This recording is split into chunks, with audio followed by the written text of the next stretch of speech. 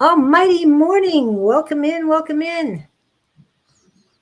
I love that music, Julie. I could just fall in love with that music.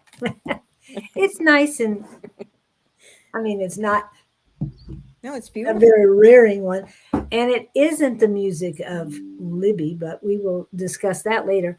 We are just now popping up across the channels that I see. It was a very good lag time, about 30 seconds. I want to welcome in Susan and Don. Welcome in, guys. Hello. Fix your And hair, they're Don. popping You gotta in. look presentable.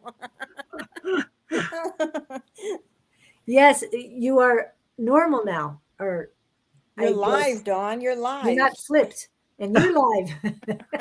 We're all alive. Yep. And Brenda. Yes, Brenda is in. She's Brenda. usually the first one in on Wednesdays. I love it. Thank you, Brenda.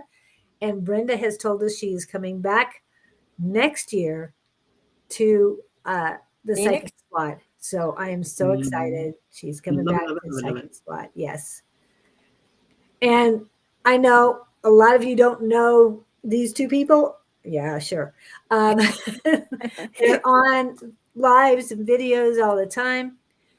And here today, they've chosen to share with me to share their new book. It's Which book, Don? God's looking. Where is it? Where is it? Oh, Right. oh, in Espanol as well. Right? One in Spanish. Oh, they're They're both both in Spanish. Spanish. There's an English version here somewhere. There we go. Awesome. It's like, yeah. Next time it'll be in French or even in Swedish. I'm sure that. Exactly. Oh my Do goodness. it like in Chinese. Oh my. Julie, I must pop out 1 second real quick. I'll be right back. Sorry, so sorry about this. Okay. And It's okay. I can talk. Me and Julie can talk up a storm. yes, and we've got Pam Shorin. We got Katsuni T. Hello, Brandon 3T. Wow, they're all popping in. Hello, Yes, everybody. Yeah, Greetings. I will be interviewing Susan by herself on the 14th. Yeah, 14th of January. So I will get the advertisement up for January later today, if not definitely tomorrow. So I hopefully you'll come in then, and They'll I probably will say, "Oh no, not her again." no. Oh no, we're not. Yes, Kat. Hello, Kat. I thought it was you. When it Katsuni T, it's got to be Kat. So Kat is in, and JR6427. Please let us know your name so that we know who we're talking about. And yes, I'm interviewing them. And Susan is so chopping at the bit to read today. So we're hoping to get some reading in. Oh yeah, you know I read. I love to read people. But I want to remind you that Susan will be teaching a class tomorrow night, right? Yes, mediumship. Mediumship class tomorrow night at 1522 West Encanto Boulevard, Phoenix, Arizona. And it's called Rising Phoenix Spiritualist Church. Yes. So I'm going to teach you how to communicate with your loved ones on the other side. And it's really easy. Yeah. And for those who want to be online and get some mediumship readings, Mondays we have a class and we need sitters. So you can email myself, Susan, or Don, and we will definitely do that. I'm buying the book today. Yay! So please get the book. Oh, speaking of, I did this a couple days ago. There you go. There's the oh, that's beautiful QR code, and I only use the English version. No offense to the Spanish version. And I want to remind you because I need more subscribers. Because without you subscribing to Communication Connections, until I get 100 people, I cannot share. So please, please, you utilize that. My hair's a mess again. Sorry. She What are wants to you know doing for that, everything. Min? You don't want to know. You don't. Don't ask. Okay. Yeah. Yes, and Julie, I heard that little part, by the way. Folks, if you are watching this on my YouTube channel, please pop over to Julie's channel right there and do the follow. She's part of the community. She's helped building the community, and she needs support. We all need to support each other. So Yes. please, if you're on my social media pages, do a favor for me, other than buying my 2 books, The Mediums and Oh, we haven't talked about the other one. Hold on. Anyway, but most importantly, this is big, and this will cost you nothing. This Yeah, costs you nothing. yeah. So go on here and follow So this. keep that little finger busy and subscribe. Exactly. And of course, Susan, subscribe. Oh, that one. We're absolutely okay. Whatever. Susan too. Yes. And speaking of, I do have theirs. There we go. That's his YouTube page, and I'm only going to give you Susan's YouTube page right now. Okay. Yep. So I have them all ready to go, and they're all close, so I didn't have to go searching for them this morning.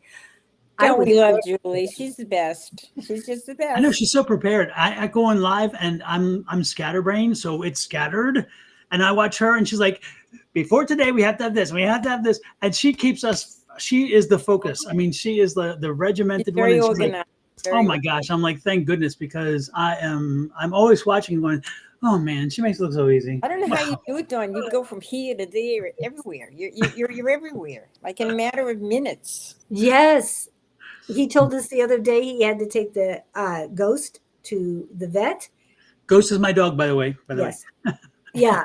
Ghost. She's beautiful. Just letting people know, because we are medium, so that can get And taking I your need Ghost. a picture so I could pop Ghost up every once in a while when we were talking about it. She's a beautiful dog. That he had to get there by 4:30, and he was there with 7 minutes to spare. How did you do that?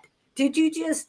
He's amazing, but he Tell drives me. pretty fast too. I watch you know. him, and I can't. If I have to follow him, I can't keep up with him. Yeah, I He's know. ahead of me. You know, I have powers. You know, so like Bewitched. Remember, I grew up in the '60s and '70s. So I just snapped, and I was there. I could do the nose thing, but I can't do that. Like Bewitched. Yeah, we won't get into that. And welcome in, Bonnie. No read for me. I missed the middle hour due to reading buddies with 3rd graders. Oh, okay. Got that. Thank you, Pam. Appreciate that. And oh my goodness, Kat is currently writing a book. My Yeah. books that I have had in my head since I was 25. So have she gotten a hold of you yet, Don? Oh no, Kat, welcome. Reach out to me if you want some help or some direction or whatever. I have Sonoran Mystic Publishing, and so Lord knows I've been through this a few times. So you're welcome to reach out to Don me. has got a reputation for helping all us authors. He helped Karen. He helped me. You know, he's great. We help each other. We help Yes. each other. We are a community. Yes.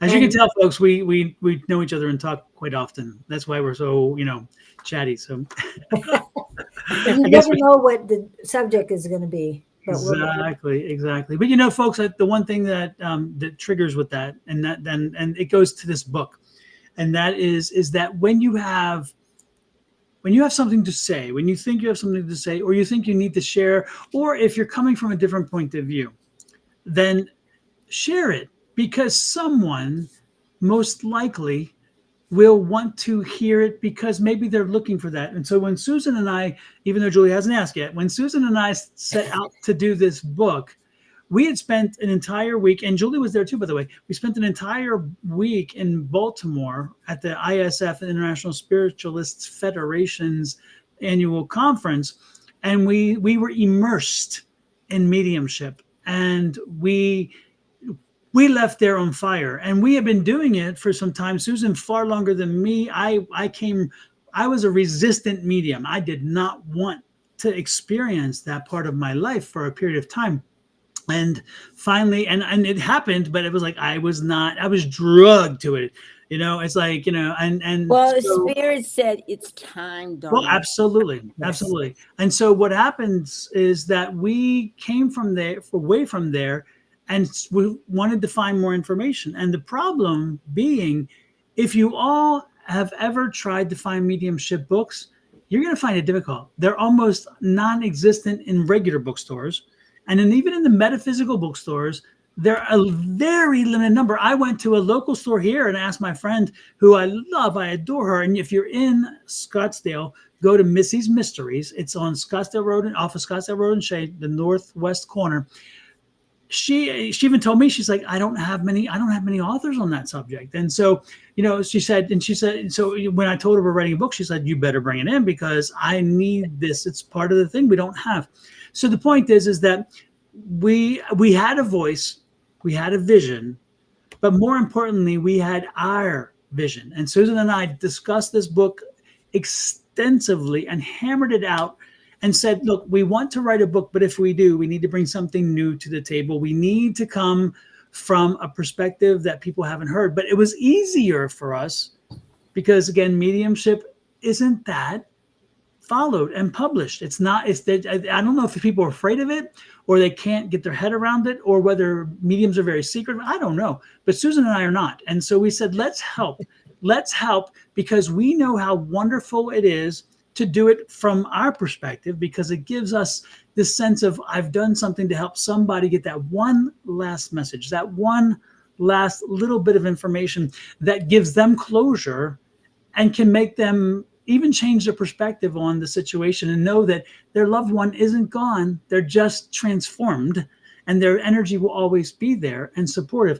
And the other thing we wanted to do is not just for us, but a medium. Your whole focus is not you. It's not your ego.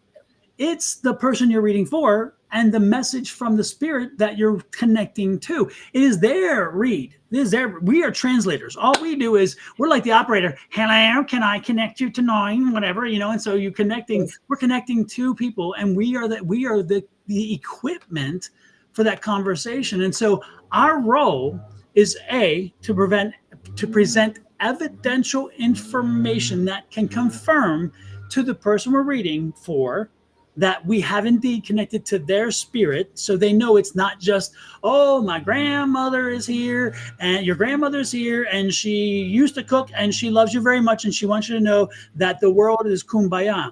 Well, that's not mediumship. That is, give me your dollars and I'll run away. It's not. Yeah. And what we do in this book is we present to these people that when you do mediumship, it's about the person you're reading for and that spirit. And so we give evidential information, specific information that no one would know or could know, especially if you're just sitting in front of me and I don't know you. And then after giving a few pieces of evidential information to confirm and make you comfortable to know that we truly have a connection, then we provide the message. And the message is important too, because it's not just having a spirit. Spirits don't come in and waste their time. They don't do that. We don't do that. People don't do that. We don't waste our own time. Why would they?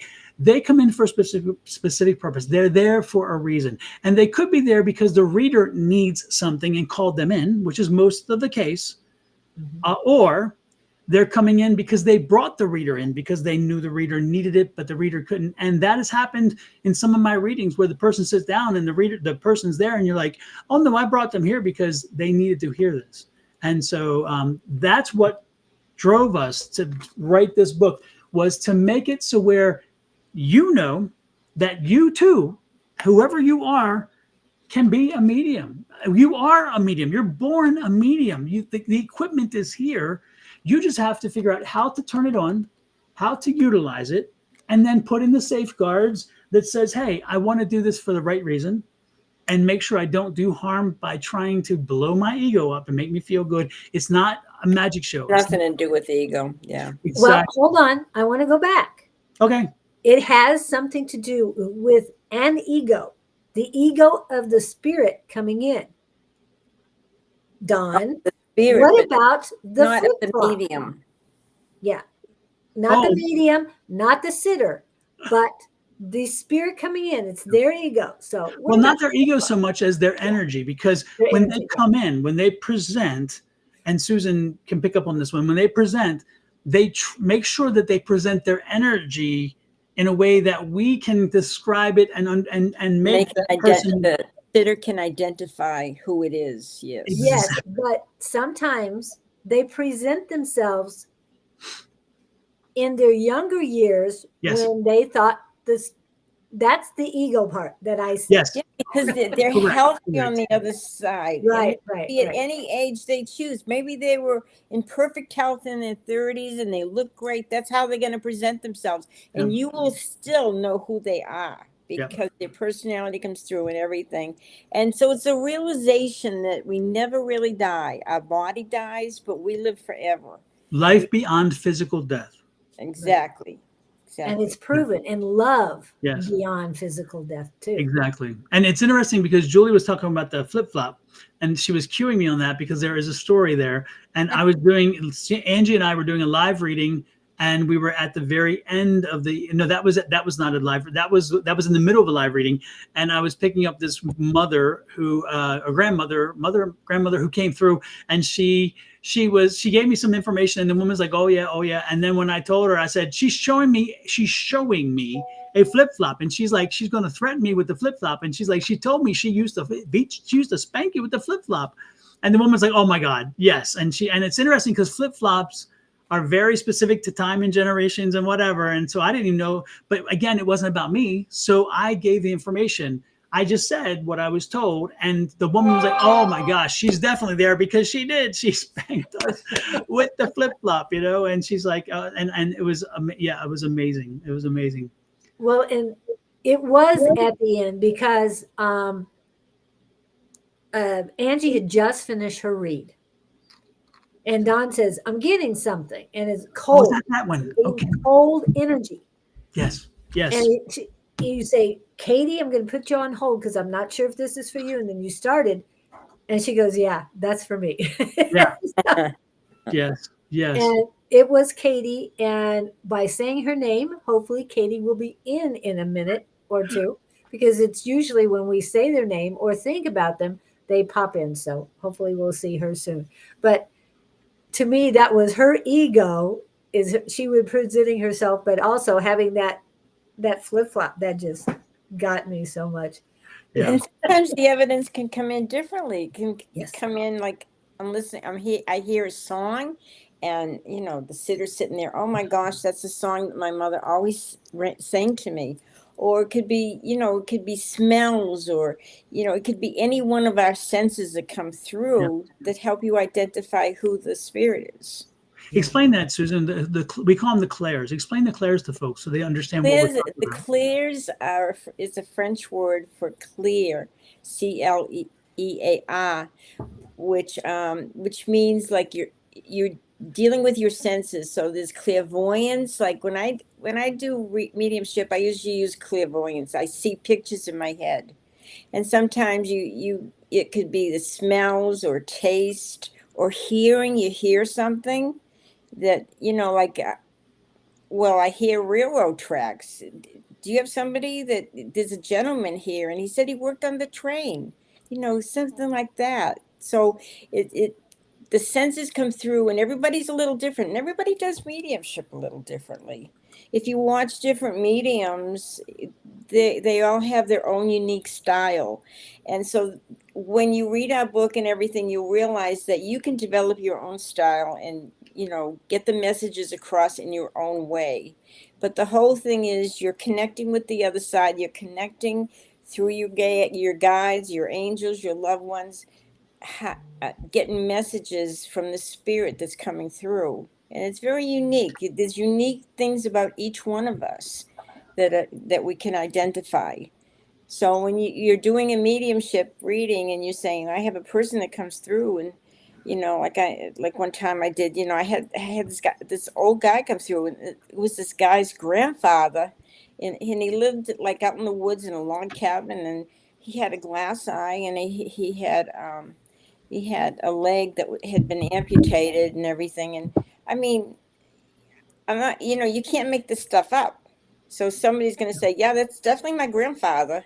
How many people have a glass eye and have amputated leg, from the war? And if you're not getting this stuff, whether it's seeing, feeling, hearing, yet, doesn't mean you can't. Again, this will help. And I really like the different chapters in here, because, I mean, I kind of summarized. I did read more. And Don, I have one more correction for you. I want to tell you that before, so that when we get off, I can remind you of that. Isn't Anyway, it nice to know you're human, Dawn? You're not perfect, Yes. perfect, but you're close well, to.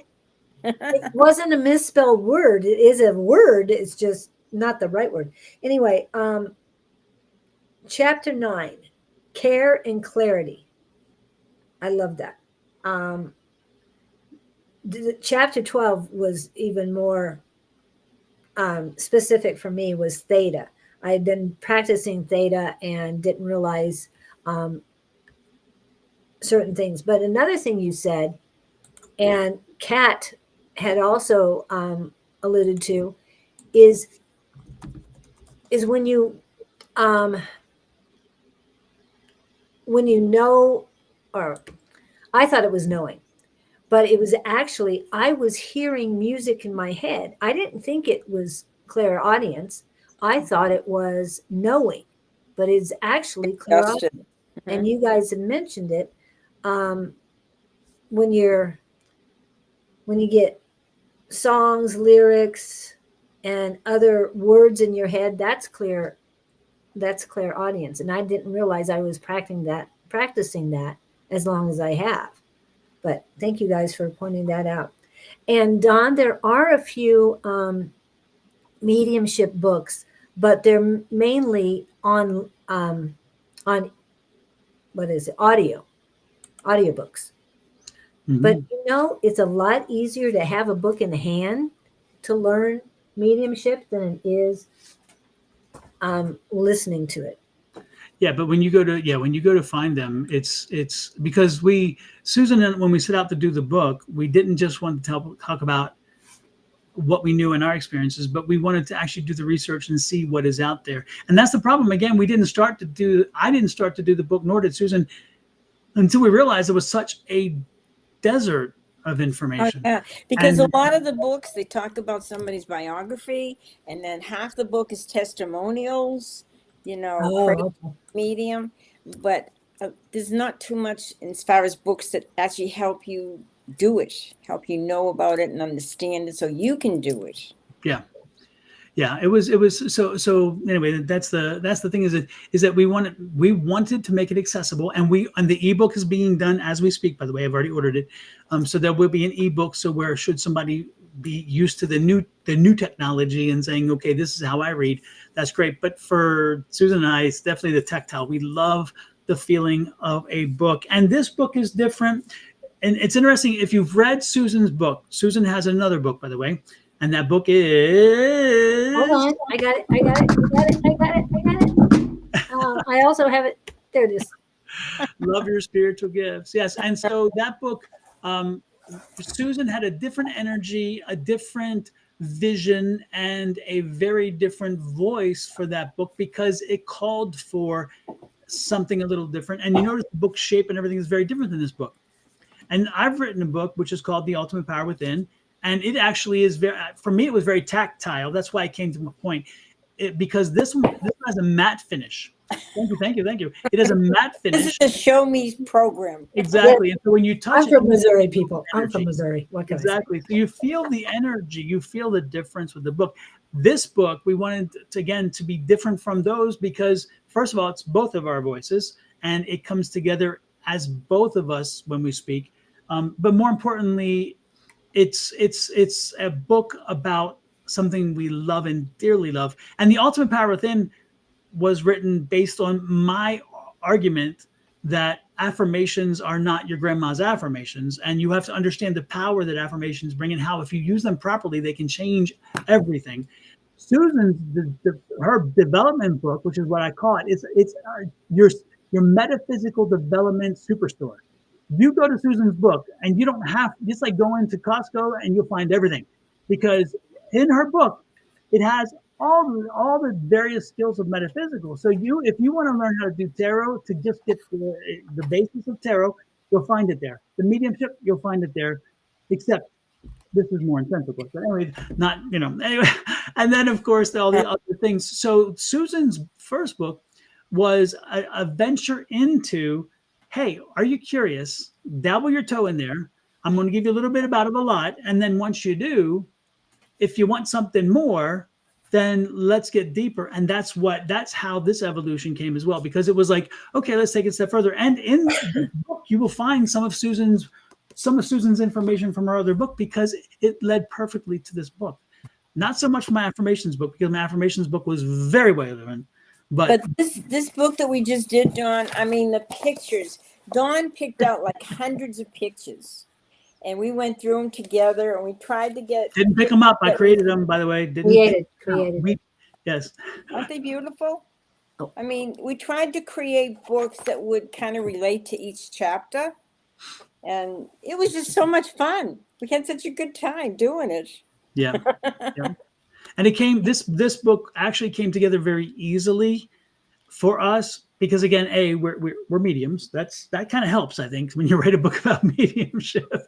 And we have many experiences which came to bear on the way in which we delivered the message and how we helped people to understand. That was important. And then since we loved it so much, since we were not only mediums, we love mediumship, it was easy to just flow and let it go, which was wonderful. I will tell you, no matter what, I am very biased. And I will tell you clearly that there is one chapter that I wrote the very most of it. I'll put it that way. And it is my favorite chapter, and only because I experienced the story. And which story was that? That was at the airport. Yes, that was chapter 1. It's chapter 1. There you go. And this image is a little deceiving, folks, because Susan and I talked about it, and we needed to convey the message by creating an image that would tell the message. But at the same time, and when this situation happened, the woman that was there with her daughter was as solid as her daughter. And the original image I created was a solid woman. And Susan and I talked about it, and our spouses talked about it with us and said, there's something missing. It really doesn't convey what you're trying to get across. And so we altered this image. I had this image already, then I altered it and made the woman a shadow, in essence, or a spirit. And so this to me is the way we start our book, by the way. And it's this story of this experience. So you understand how powerful, the thing was, it was a way to understand how powerful mediumship can be and what it can do for folks who embrace it. And so when you get the book, I hope that chapter 1 inspires you to fly through the book, because you will appreciate the experience that came from this. And this is an actual situation, by the way. I guess I'm putting the wrong, this. Yeah. An actual situation. That mirror thing's got me messed up. This is an actual situation. Exactly, Susan. You see what I'm saying? Yeah, this is an actual situation that happened to me at the Denver airport many months ago, even maybe last year, I forget. And actually, it happened, blew me away to the point where I had to go out on the patio on Terminal A of the airport and record it live, my reaction, and post it immediately, because it was such a moving experience. Yeah. And so in the book, we talk about these experiences. We talk about the various things that we've experienced, short based on us, long based on information you need to hear to understand the process. Okay. And I put up the YouTube, so you can go to his channel, check out his videos, because that video is there, along with the video for the flip-flop. I'm just saying. Yes, the flip-flop is there. Yes, yep. Yes. Now I think the video for the airport is under shorts. It's under the shorts, because it's a 3 minutes, and it's done this way because it was on the phone. Where the flip-flop video is about 7 minutes long and is under the regular videos. Yeah. But as you read this book, you'll realize that you too have had experiences like this. Maybe you needed to, say, oh, I'm not going to believe this. And then it happens. And, we all have these experiences, and you can either work with them and develop them, or you can just say, I'm not going there. But you have that choice. And I'm not trying to make anybody dizzy, but I wanted to get that up there so that you can go to Sonoran Mystic Tarot YouTube channel and see that, because he has a lot of videos up there that will help anyone. He's a very busy person. Yes. Yeah, and the good thing too is that with this book, going back to the book, with this book, it does one more thing, and it's interesting because it helps you to understand that there is more going around you than you think. We walk around, generally speaking, we walk around, even if we feel we are cognizant and aware of what's going on around us, we're not to that extent. And so we turn off. It's like we'll turn off our senses of feeling a wisp of a wind, because we're like, oh, I don't want to feel. Your body just says, hey, it's I don't need to process that. It's the same feeling I get all the time, so I don't need to process it. And so you don't really work through it, right? Or you'll get information, or you'll hear certain noises. You hear them so often that you're like, I don't need to hear it anymore. And your body then, it becomes white noise, and your body actually turns it off for you.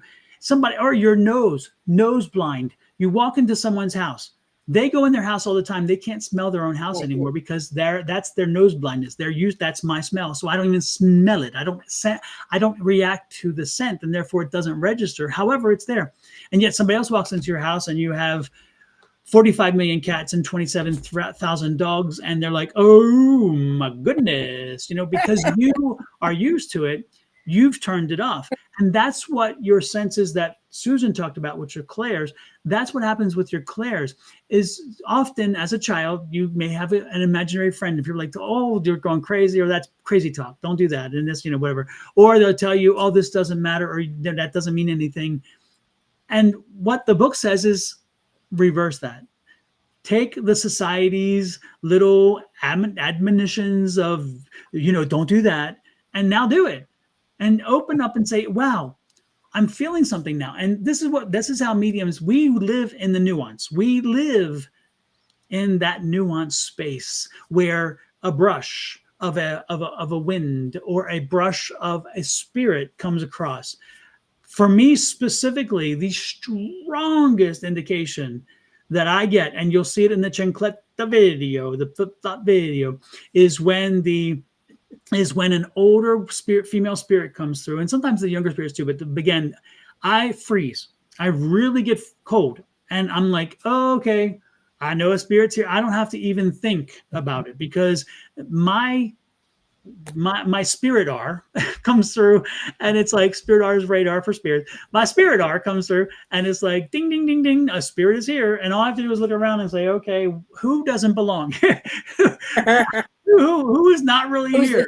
Who's sending me a cold chill? Exactly. And oftentimes our spirits come through in our dreams. We'll dream of our loved ones on the other side, and sometimes they come through just to say hi, and sometimes there's a message, sometimes there isn't. But during the day, all these things happen. You see a name on a truck and it reminds you of somebody. You hear a song, you see feathers on the ground, you see coins on the ground, you see little butterflies and hummingbirds, and they remind you of, all of a sudden you find yourself thinking of a person that's on the other side. It's because that's their way of conveying to you they're around you, they love you, they're thinking of you, and so you think of them. Just sometimes it's just a thought of somebody, and think, wow, but they are there, they're around you, and they care, and they want you to communicate. That's why we wrote the book, how to communicate to them, how to talk to them.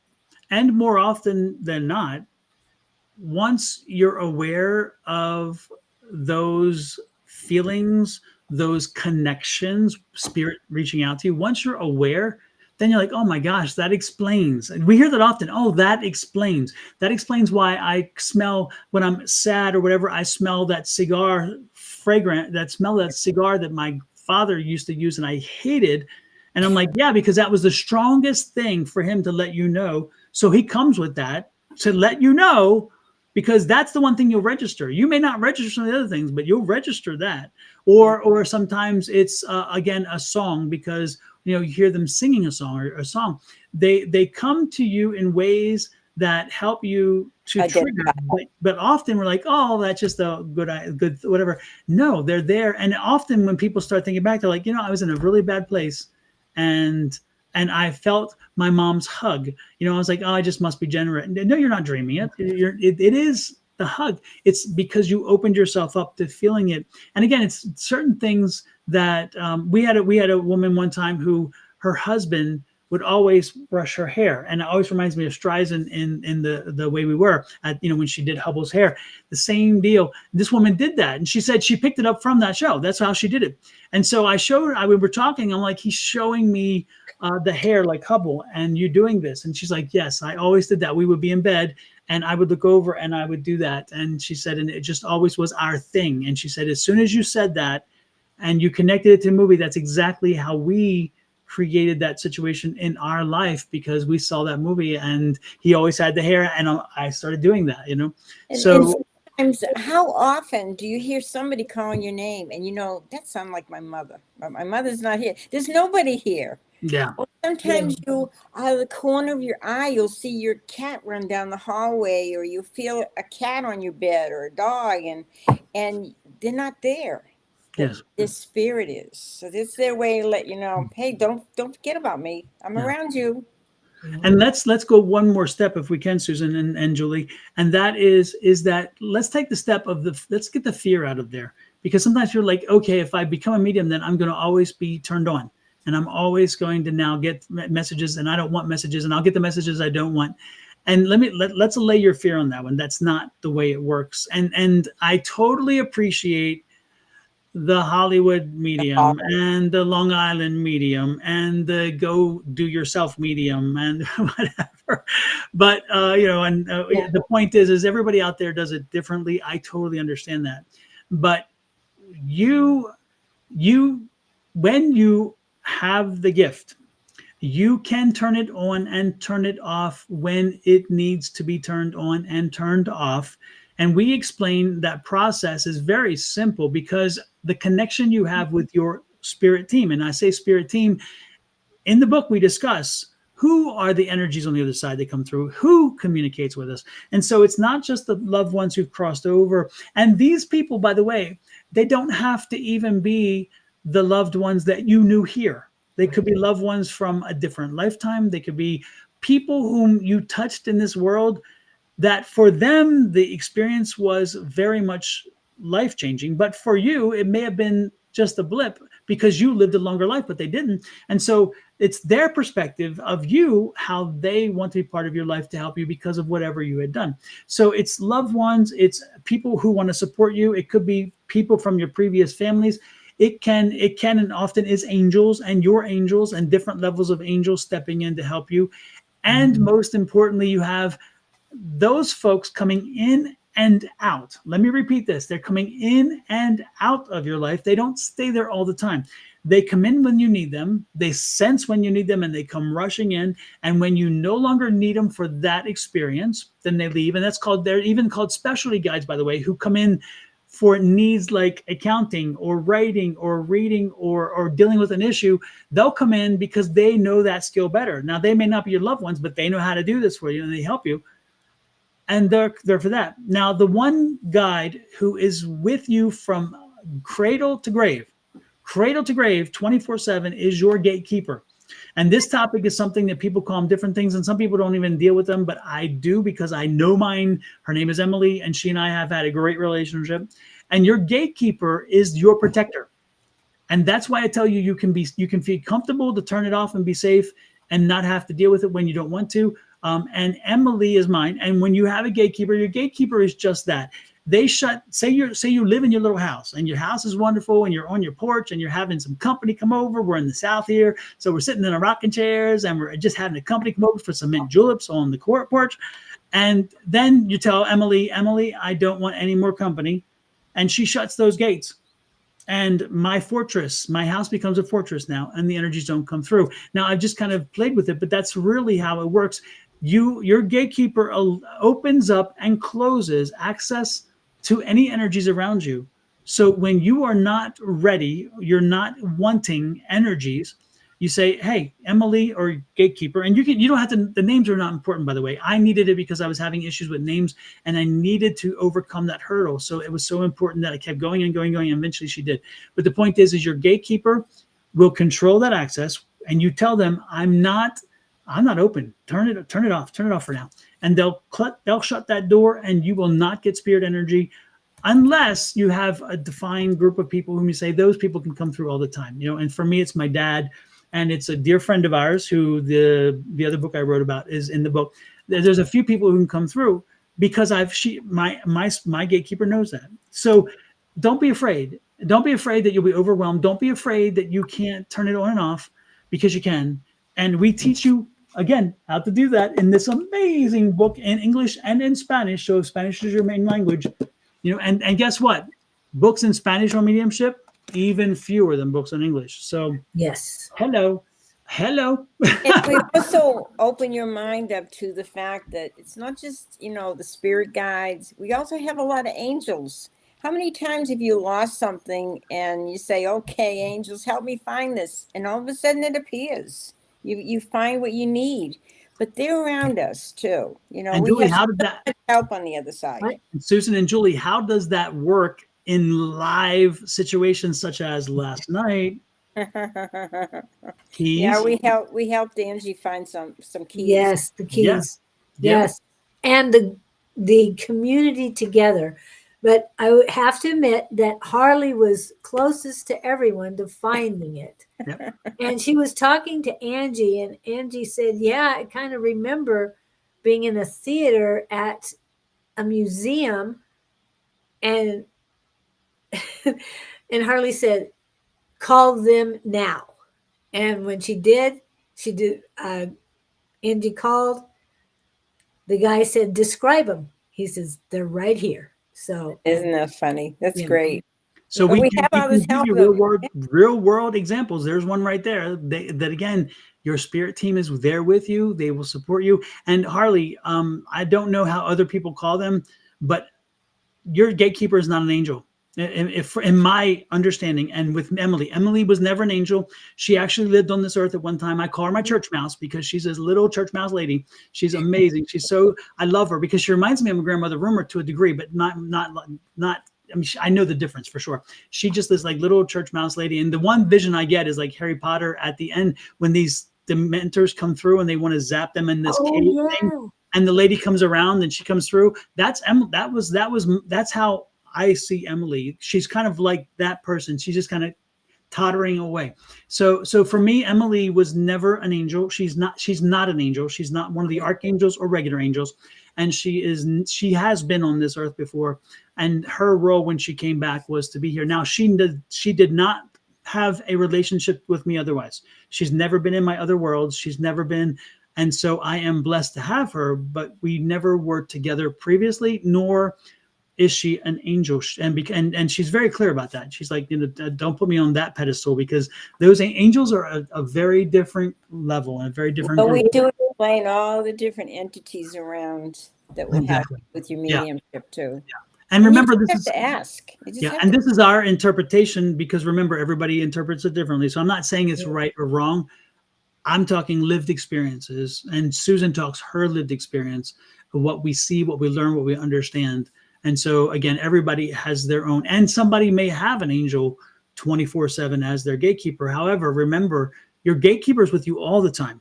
And so if they're with you all the time, my argument would be, how could they be with somebody else? And angels tend to be helping so many. And everybody has a guardian angel too that they came in with. Absolutely. Right. There for you your entire life. Yeah. So. But they also have others to work with too. You're not the only one assigned to them. Right. And that's what the gatekeeper is solely on you, nobody else. Exactly. So that's the very big difference. Yeah. Yeah. Definitely. And then when we close out the book, we included, this was important to Susan, very important to Susan, and I supported it 122%. because we wanted to introduce other mediums. This is not a book just about us. It's not a book about us at all. This was a book about mediumship. But we wanted to make sure that we talked initially about where mediumship comes from. So that's in the book, and the evolution of mediumship. And when we got to the evolution, we realized, oh my gosh, there could be so much that we could put you to sleep. And we didn't want to put you to sleep because that's not what the book. This is not a meditation. This is a book. So what we did is we, at the end of the book, Susan and I sat down, did a lot of research on quotes, wonderful quotes from great mediums and good people, wonderful people who tangentially may have touched mediumship or the life after. Life, death, exactly. And we put those in the book, and they're at the very end of the book, and it is full of wonderful quotes from various luminaries, and they're broken down in, again, like Susan was saying, in the way that they're directed. And so it's about life or death or the in-between or angels or whatever. And so there is about 4 pages of amazing quotes. And so if you're ever looking if you're going to give a talk someplace, or if you want to go to a party and you want a nice quip, go to our book, go to the back, and find a really nice quote from there, because all of those quotes can be used anywhere. You don't have to worry about people looking at you like, are you crazy? It's not metaphysical specific quotes. They're quotes about life, death, the life hereafter, and those things. And down through ages. I mean, they weren't just quoted 10 years ago. They were down. Well, and Gandhi, I think Gandhi's in this, right? We have Gandhi. Yeah. I'm almost certain Gandhi is one of the quotes even. Yes. And I do want to remind you, it's chapter 21 that these quotes are in, because there is a chapter 22, stepping fully into the light. So that's the closing. So it's chapter 21, and I hit one this morning, and it's like, I loved it. Now, of course, I can't find it. Teresa Caputo is in here. A lot of them. Helen Keller. That's the one that I saw this morning, and I loved it. And I was going to put that on. What we have once enjoyed, we can never lose. All that we love deeply becomes a part of us. Yep. That is Helen Keller. And I like Rumi too. Rumi says, to live in hearts we leave behind is not to die. Yeah. That's a wonderful quote. Yeah. So we get a little emotional reading this book. Yeah. Yep. So we wanted to make sure that we gave acknowledgement to those who've come before us, who've written stuff before us. We even talk in the book when we found when we found something that really should not be disturbed, we actually quoted it and gave recognition to who said it. Gordon Smith pops up in the book. He's a great medium. There's so many great mediums. So but there's current mediums as well as people who've gone before us. So we're also understanding time and place. And so we include those, but again, when somebody does something great, you don't have to redo it. You just include them in what you're doing with your works. And so you'll see we have other mediums throughout the book that we talk about and have given them acknowledgement for their wonderful work. Susan and I, and Julie, actually, all three of us have worked with a gentleman named Darren Britton, and he is out of England. And he is wonderful as a medium. And he comes a whole fresh new perspective, which is wonderful. And when you have an opportunity to meet and learn from this gentleman, you walk away and you're like, I'm taking a new perspective. He always brings something new to the table. And no matter how many times you've met with him and communicated with him, he's always bringing something new. So we have current mediums, we have past mediums in the book, but know that it is a continuously evolving field. And we're going to stay on the front line. And should things evolve further, don't be surprised if you get a second and third edition, because we will modify the book and add to it if time comes and we find it is necessary. So this is going to be a living and breathing document. It's not going to be just a one and done situation. So and the book was written for all of you, and we could not have done it without all of you.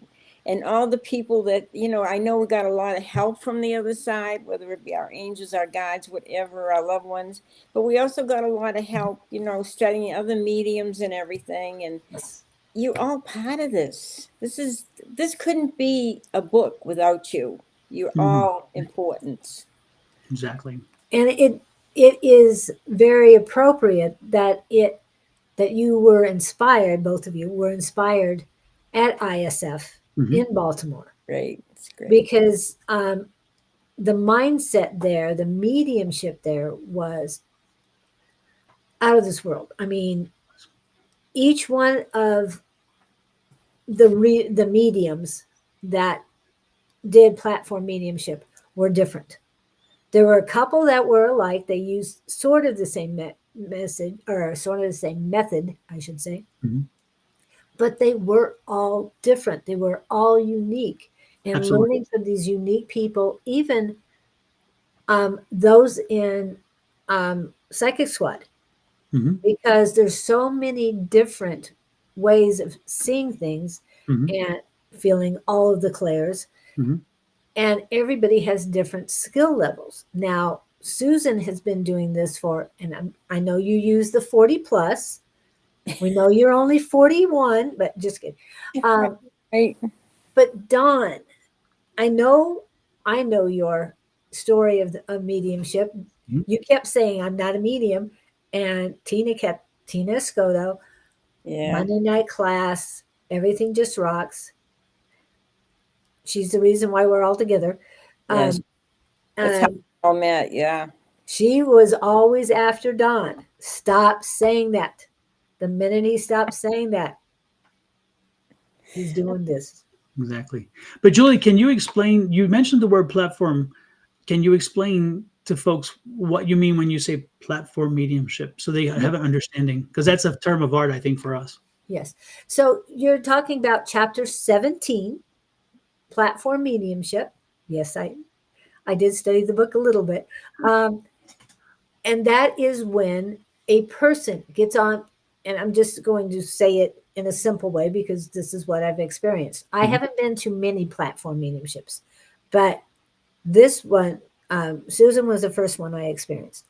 But in Baltimore, they had a stage. People were on Zoom. That doesn't always happen when you do platform mediumship, but they have people in the audience. And live. And live audience Yeah. in the auditorium. And when, like I said, it's all done differently, but when they get a spirit come in, they go to whomever it was. Now, I get teary-eyed because it was so amazing for me. I got Susan did my first mediumship platform read. But this was Richard. And Richard is a great guy. I think he's the vice president of the ISF. And I was sitting next to Scott, my partner on Fridays, and he came to me he came to Scott and he says, the person sitting next to you, Scott was not happy. But my mother and father both came in. But they weren't the only ones coming in. And they had messages for me. But the ultimate that came in was a horse. And her name was Maggie May. He didn't get into that, but I knew who he was talking about. It took a couple questions, but I knew exactly which horse he was talking about. And that she taught me a lot. And yes, she did. But he was so cute walking around, and he kept kicking his foot up like he was a horse. And it was the whole evening that continued. Yes. That continued. And not just that evening. Oh, that's right. It was throughout the rest of the conference. And everybody picked it up. Darren picked it up. Others picked it up where they're kicking like a horse. And it was just so cute. And no, I'm not saying that bucking. I'm just one hoof up. And yeah, it really lightened up the entire week. And yeah, So it was great. And you know, you guys, if you want to go somewhere and learn, you can go to Lilydale, which is in upper New York, upstate New York, or you go to Arthur Findlay, which is in England, Stansted, England. You know, if you want to further, if you read this book and you get so excited and you want to further, you can either take classes with us, or you can go to England or New York. What about later today? At noon today? At noon today, Darren Britton is going to be on with questions and answers, and you have to register through Facebook. Just look up Darren Britton, DARREN BRITTAIN, and he's an incredible medium. Yeah, but you know, it's So that's for wonderful. questions and answers, and You that's got all today. this gift. You have all this gift, and you have to just learn how to use it. Yep. Now I want to go back to that, because you talk about the gift. However, we were told, and you do have in your book, but I know that we all have access to mediumship. We just need to practice it. But you state in the book, all psychics are mediums, but not all mediums are psychics. Yeah, because psychics work on a level where when they do a reading for you, they deal with your energy. They're dealing with your aura. They can tell you a little bit about your past, a little bit about your present, possibly your future. Whereas a medium is also a psychic, but you know, a psychic can't necessarily become a medium unless they Right. study and work with it. Yes. But mediums have to be psychic. But the main difference is the mediums deal with bringing in spirit messages from the other side. That's totally different than just being psychic and talk about everyday stuff. And that's it takes some work and practice, lots of practice, and to develop this. But it's And there's a worth it. different and there's a different energy once you start doing mediumship. There's a different level of energy that comes with a mediumship read versus a psychic read. When you get a psychic hit or a psychic read, again, you're in their auric field, which is a localized energy. And so you feel it, but you know, it's like, okay, I'm not in the moment. I wasn't there when it was created. It's just something that I'm allowed to see. So it's like tapping into something. When you do mediumship, they give you the experience. So you're in the moment with them because they need you to be able to understand the full extent of it. So like I'll say, okay, if it was a psychic read, I'm like, okay, I'm seeing a big Chevy Blazer. And so at one time you owned a Chevy Blazer. Well, that's a psychic hit because I was given the vision of a psychic Blazer. I mean, as a Blazer through a psychic hit, and it's like, whatever, it's an image. But in a mediumship situation, you may see a father who loved the Blazer because that's where he took his family on trips with. And so then he's showing you all the family trips used to be in a Blazer. So he's showing me a Chevy Blazer. And the reason why the Blazer is important is because he's explaining to me that that's where the family would spend time when they took these long road trips. Does this resonate with you? And they're like, oh, the energy level when that Blazer comes through as an experience, because that's the thing is you get messages as an experience as a medium where they're just something. It's a very, and so the energy is stronger.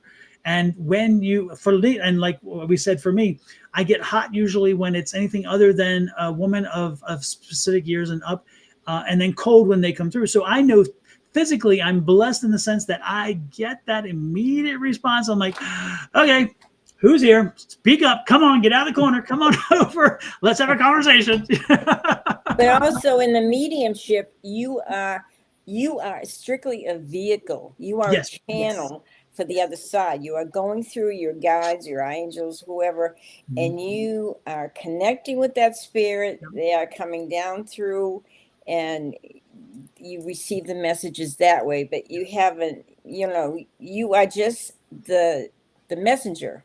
Yep. And the translator, the operator. Right. Yeah.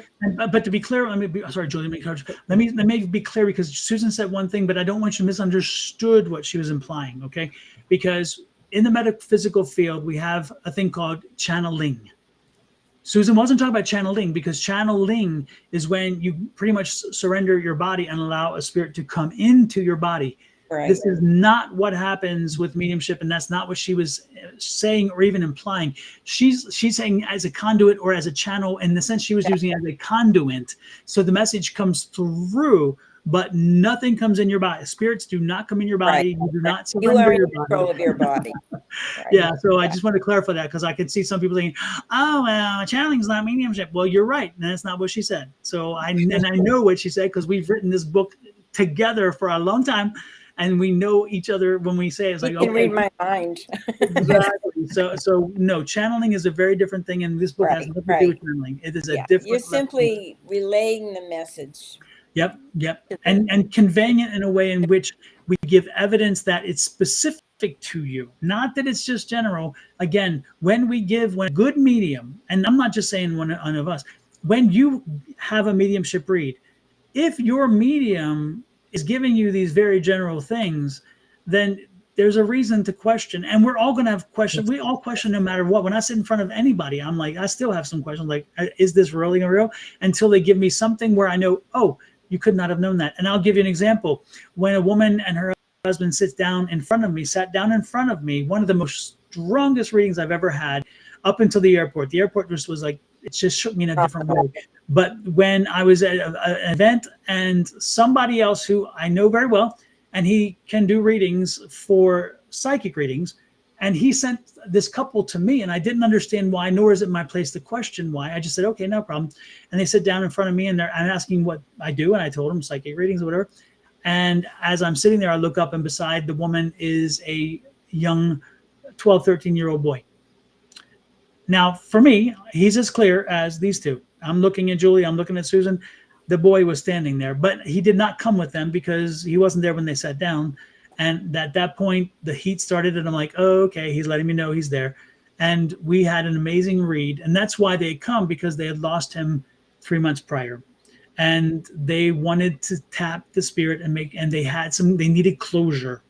Okay. And so when he came through, it was very clear he was there. And we had that conversation, and I relayed to them specific data that I couldn't. First of all, how would I have known when somebody sits down in front of me, you lost a child who's 12 or 13 years old? Yeah.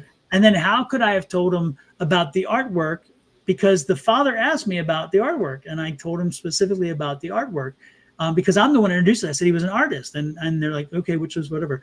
And all the different things that came through in that reading were, again, evidential information. So when you sit down for a mediumship read, especially a mediumship read, make sure that you are open-minded, give your medium a chance, but also there should be some expectations. And we talk about that in an amazing book.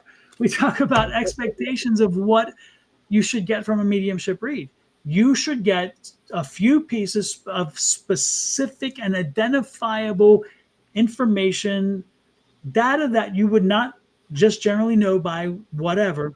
And then once you are comfortable that you've gotten that data and know that they are truly connected, then be prepared for a message. If any of that fails along the way, don't be upset, but understand that maybe your medium didn't do all they needed to do, or that maybe you need another medium.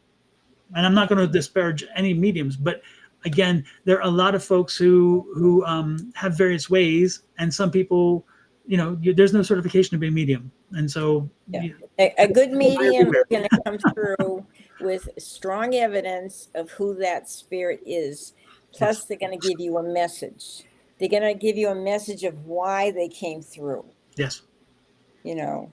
And I don't want to talk about the sitters or the people where mediums are reading either. You're talking about mediums right now, which is great. I do want to talk about page 60. You mentioned, and I don't know who wrote this, that's not the question, one spirit at a time. Now, after going to Baltimore, you guys came back, asked for a couple of spirits to come in. like I said, when it came to Richard reading me, my mother and father were there, and they were back together again. They had been divorced for many years, people, but they were back together again, which is great. Um, but get more than one in, ask for more than one. Sometimes, like on Monday's practice, there's a whole slew of them out there. And it's like, okay, somebody needs to step up because you guys are there, but who wants to talk?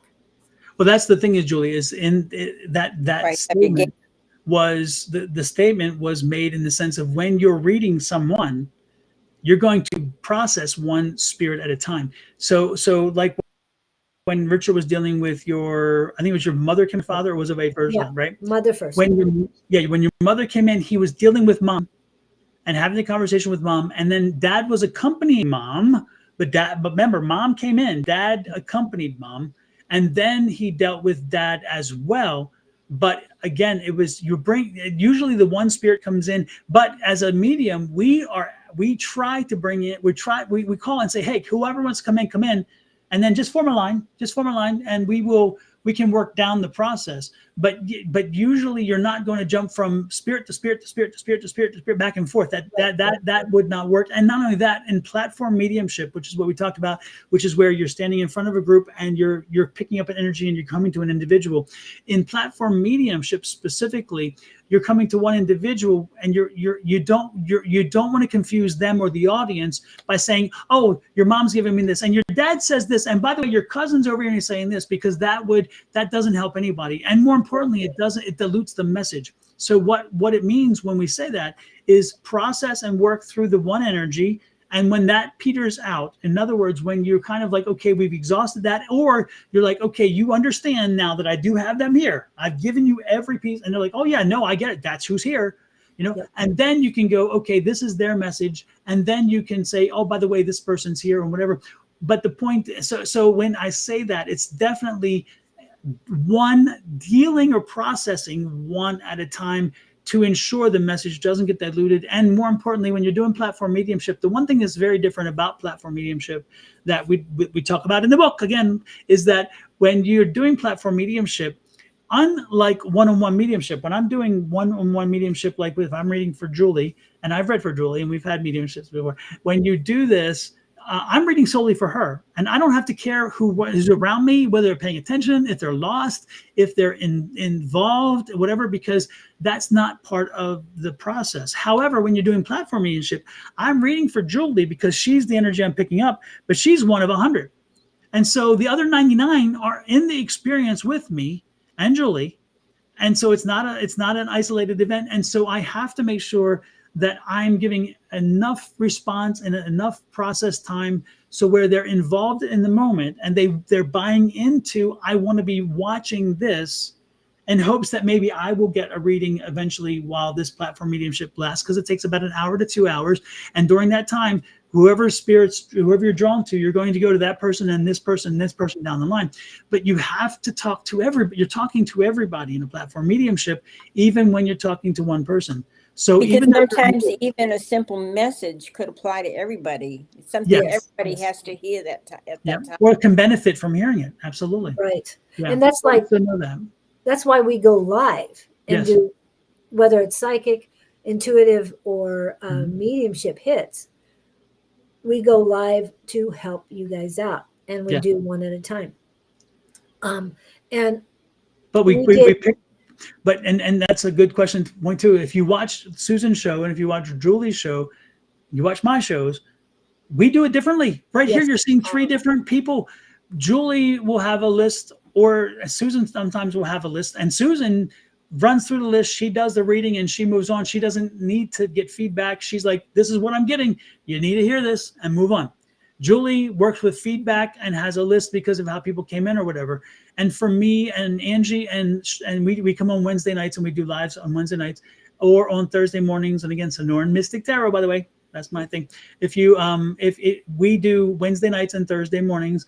And when we come on, we don't do a list. We do it differently. We do where we're drawn we do a gallery, what they call gallery or platform, because we go to whoever energies we're drawn to. So we're drawn, if Angie's drawn to this person, we're going to that person. If I'm drawn to this person, we're going to that person. And we give that person the read, and they get the feedback, which is good. But again, we are the prime example that there's no one set way to do this.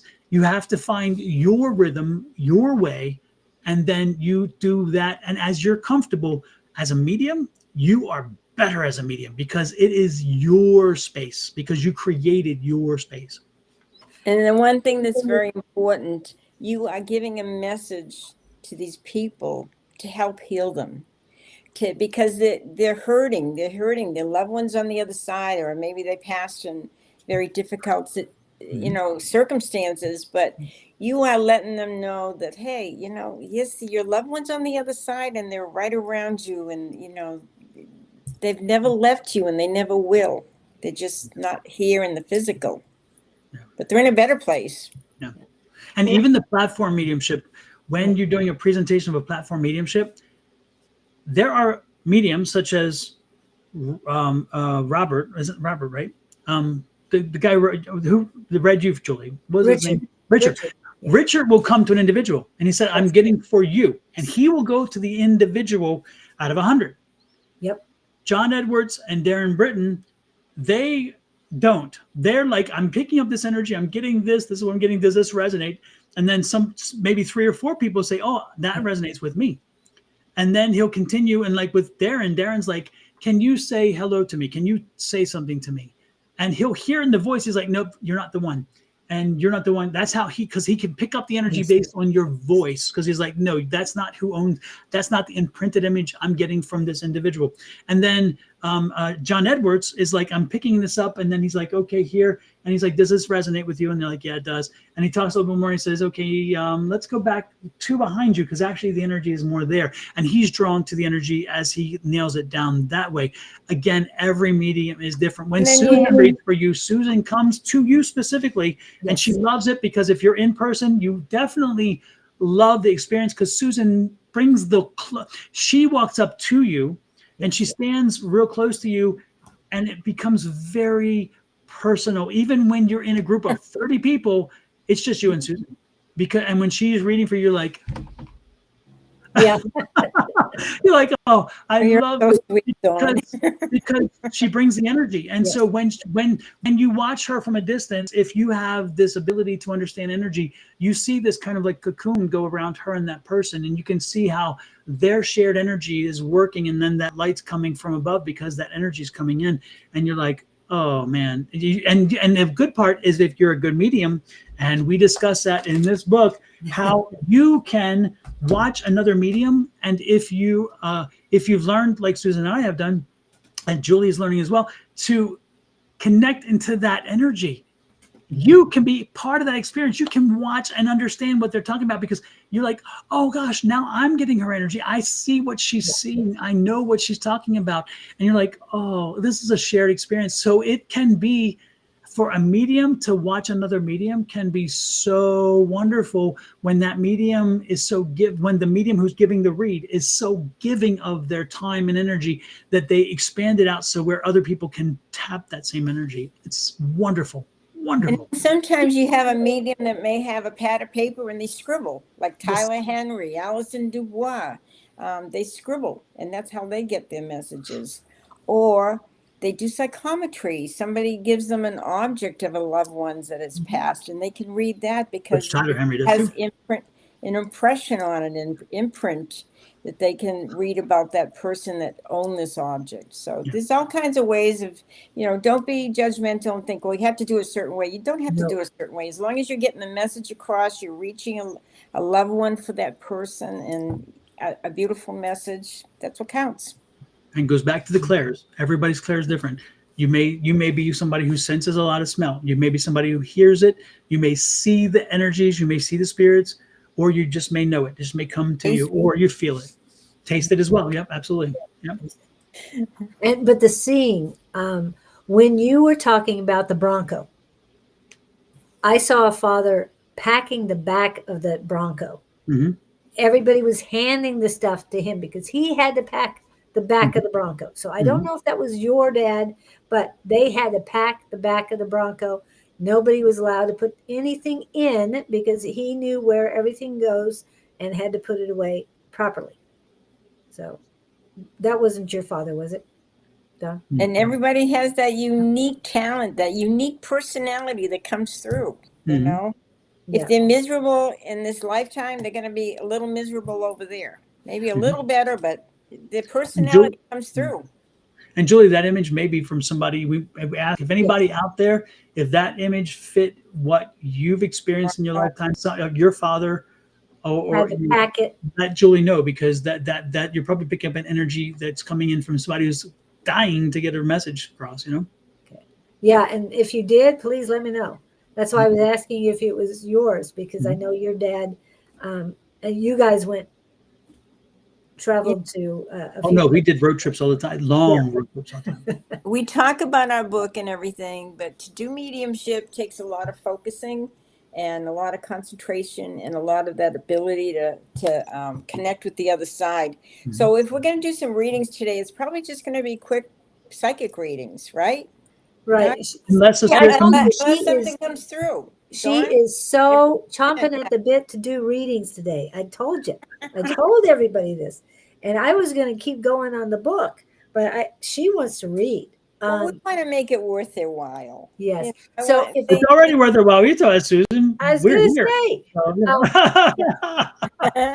And I just want to let you know that Montel, Michael Ray Stockton, and Wendy, and Wendy were on my personal page. So they are here. If you guys want a reading, please.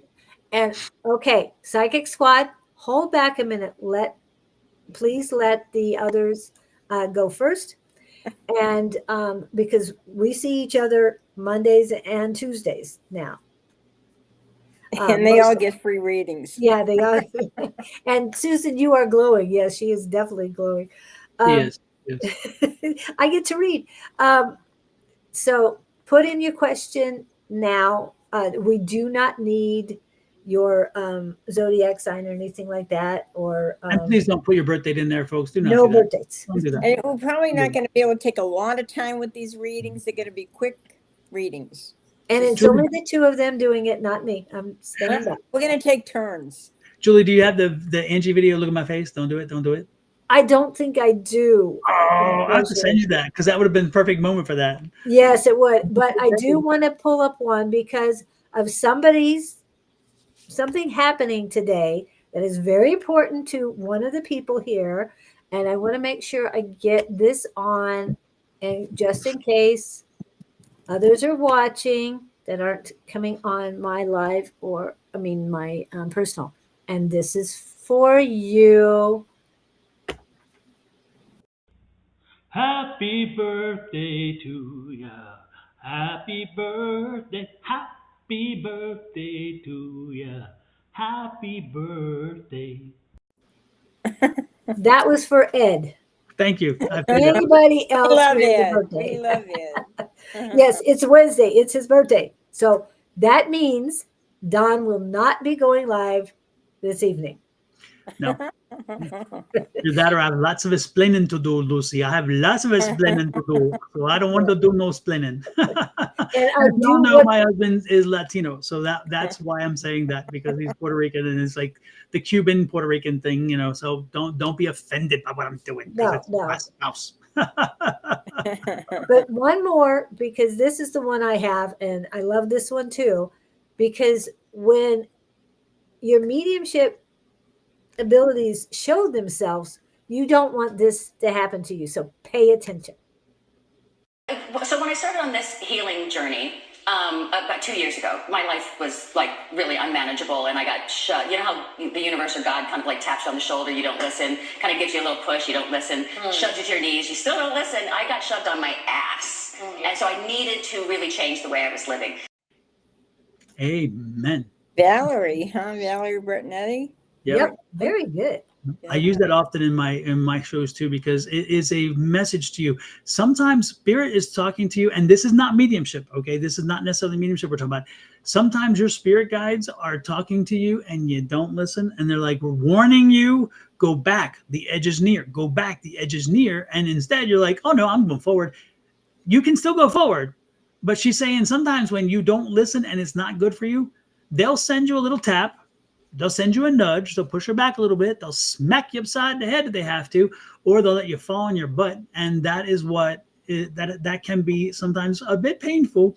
But that's the lessons we sometimes have to learn. That sometimes, and that's the other thing that we didn't discuss. It's interesting with our spirit team. You don't have to agree all the time. Angie, well, Angie's always her team. Angie does not always want to, she's like, hey, I totally get what you're doing. I'll pay the consequences. I'm doing it my way, even though you've told me don't go down this road, and so forth. And actually that feeds into a little preview of another book that's coming down the road by Susan and I. We're writing a book about our spirit guides and angels and communicating directly with spirit guides and angels, not as a mediumship, but actually just directly how you can connect and communicate with them. And that is part of what that book is about, is understanding, hey, you can disagree with them. You can have a conversation and you can totally be okay with disagreeing, as long as you're accepting the responsibility to what comes along. Because a lot of times you're driving along and you're getting the thought in your head, well, I need to go right and take this other street. And you don't normally do that. So you say, I'm not going to pay attention to that. And you go straight ahead and there's a big accident. Yep. But it's like those little words, those little whispers in our ear. Our angels are giving us advice or giving us prompts or ideas. And just have to pay attention to it. Yeah. As far as like a reading, okay, Brandon did put it in. I was looking at I didn't see anybody doing that. Okay, so Brandon put in first, and the second one is Mr. Gupta. So Brandon 3T is the first one who wants a reading. Are you ready, Susan? Don? Want me to do the Brandon? Sure. Do you want to read Brandon? I was going to say that. Okay, Susan. Now, wait, that's a different service. Okay, Brandon, you're on. It's not medium. I mean, not madam. It's medium. Let's see what She said something last night before you came on. That was, we won't repeat it. Okay. Oh, Brandon, let's see. You're going to run into somebody from the past. Maybe there's somebody from the past you need to tie up some loose ends with or put closure with. Because it's something that's been bothering you about the past, and you've been thinking about this person, and maybe you need to just call them and say, hey, I would like to just, say hi, how you doing? I know maybe we didn't leave in a good note, but, I wish you the very best. But there's also some love coming into your life, and because of this past thing with this person that needs closure, they're saying you need to hurry up and do that and move on, because there's a lot of things coming into your life where you need to focus. And one of them is a feeling of love, or something that's going to bring love into your life, whether it's something you do or someone that comes in. So wrap up the past so you can move on and bring forward some wonderful, wonderful things that are about to happen in your life. So that's what I have to tell you. Thank you. What else I'm picking up for Brandon is Brandon, there's a lot of anxiety around you right now, and I'm picking up it's part of it's financial, but part of it is employment. And so I don't know exactly what your timeline is, but I'm seeing what your timeline in your mind is already set for. But I'm seeing in the beginning of the year, you're looking for a new job, and this could even be a career change. When you change jobs, by the way, make sure that you're changing the way the role that you have. The role that you have is not fulfilling. It's not the employer. It's not the job. It's not working for a specific type of field. It's the role that you're filling now that's not fulfilling to you, and you feel like you're dead-ended, that you're not progressing forward. So you need to shift things up. You need to shift them and make sure that wherever you're headed to, whatever that next position is, whatever the next role is, that it is something that really does bring in the various aspects of where you want to be and where you want to go. Because again, I feel like you're limited and you're hitting brick walls right now, and I feel like you need to move forward. So this is the energy. That's the anxiety. With that, your anxiety will drop. Your anxiety definitely will drop. And this is going to happen early next year. You're going to see that new job, that new experience. Okay. And his grandfather's around him and tells him to move on. He needs to move on and forget about the past. And what matters is what's going on in your life now, Brandon, and what's coming in. Mm-hmm. All right. And next is Gupta. Spirit reading, if you don't mind. That I'm must not be sure for what Dawn. it means by that, but huh? That must be for Dawn. You too. You just had a Okay, grandfather make a message. We're gonna both do like the readings if Yeah, go ahead. you have to add something. Okay. Whoever wants to start.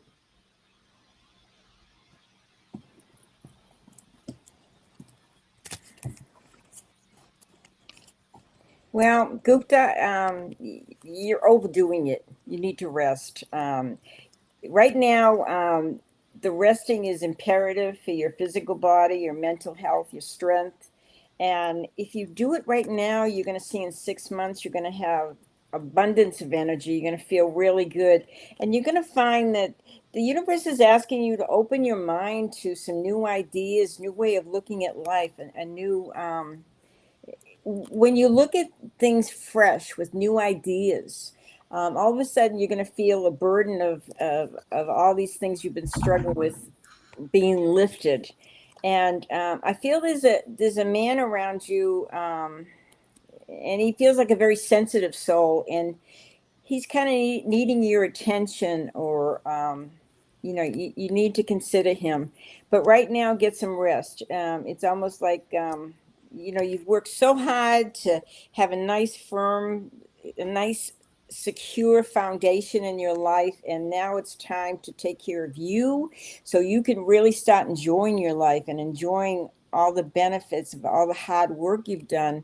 And keep an open mind, and in 6 months you're about to see some big changes. I'm actually going to do a mediumship read for Gupta because I'm picking up energy. This is an older woman. As I told you, I get cold. And so as soon as Gupta's name popped up, I started getting chilly and trying to figure this out. And then it got colder and colder. And right now I'm actually very cold. Gupta, if you could work with me on this one and respond as quickly as you can, please, because again, it takes time with the delay in the responses. And we don't want to put people to sleep. But Gupta, if you could tell me, I'm picking up a grandmother, great-grandmother energy, and this seems to be on your mother's side. Does this resonate with you? Can you own that your grandmother or great-grandmother on your mother's side has passed? The question he had, living man or in spirit, that was for you, Susan. The man that he needs to be aware of or give attention to. I feel like this man is living somebody that is requiring attention. I don't know if it's a son or something, or just somebody that needs maybe little attention and needs little care right now, and just be aware of this person. And the yes is for you. I'm sorry. The yes is for you, Don.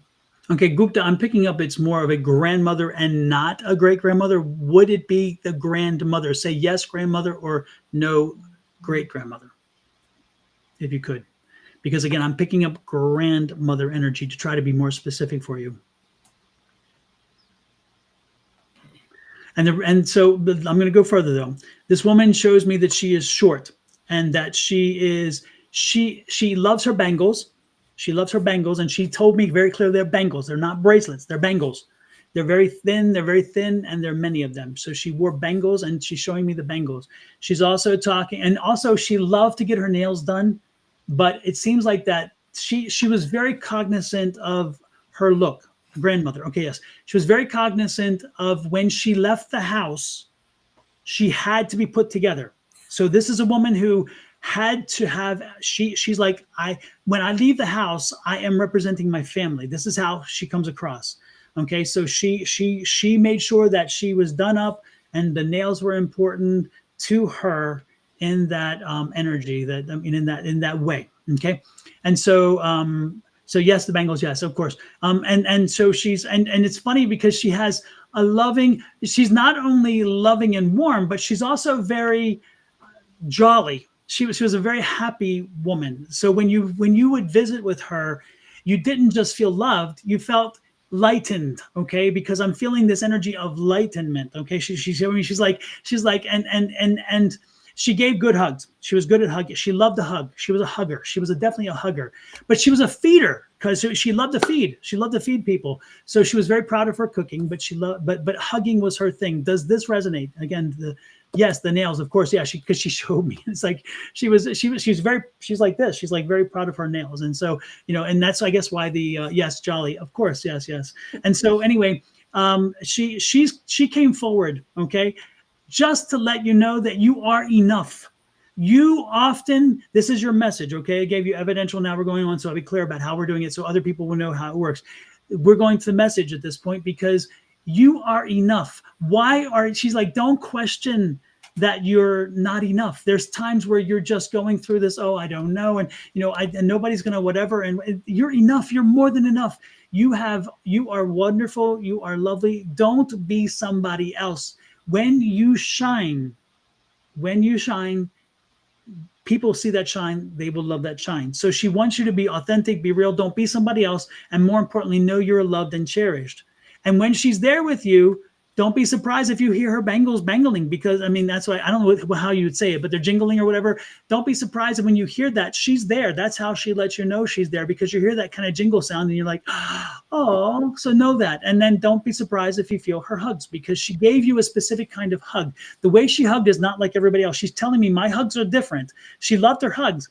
So know that it's different. When you feel that energy of what that hug felt like, that's when she's there. She lets you know she's there, and she's there often. She's never too far away. If you need her, when you're worried, when you're stressed, she's there.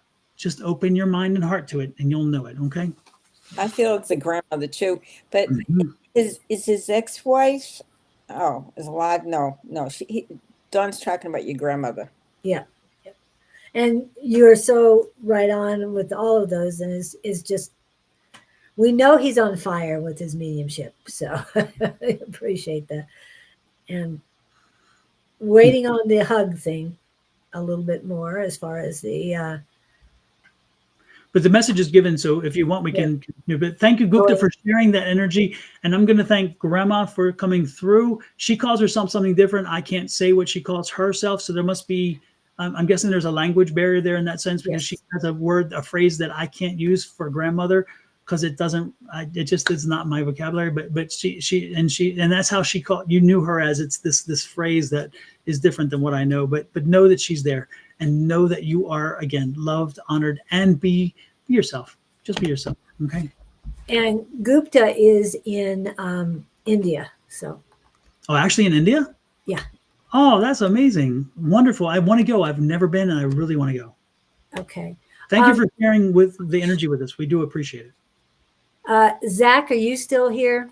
Because you were one of the first one who wanted a reading. Are you still here? Please let me know. I'm going to go on to the ones who answered my call. So we're going to keep going on that. This is Viggy Gowden. Okay. Or Gunden. I don't know how to pronounce it, so I hope I'm not killing it. And then I got both thank you, Don and Susan, from Brandon and from Gupta. Okay, thank you. You are most welcome. Most welcome.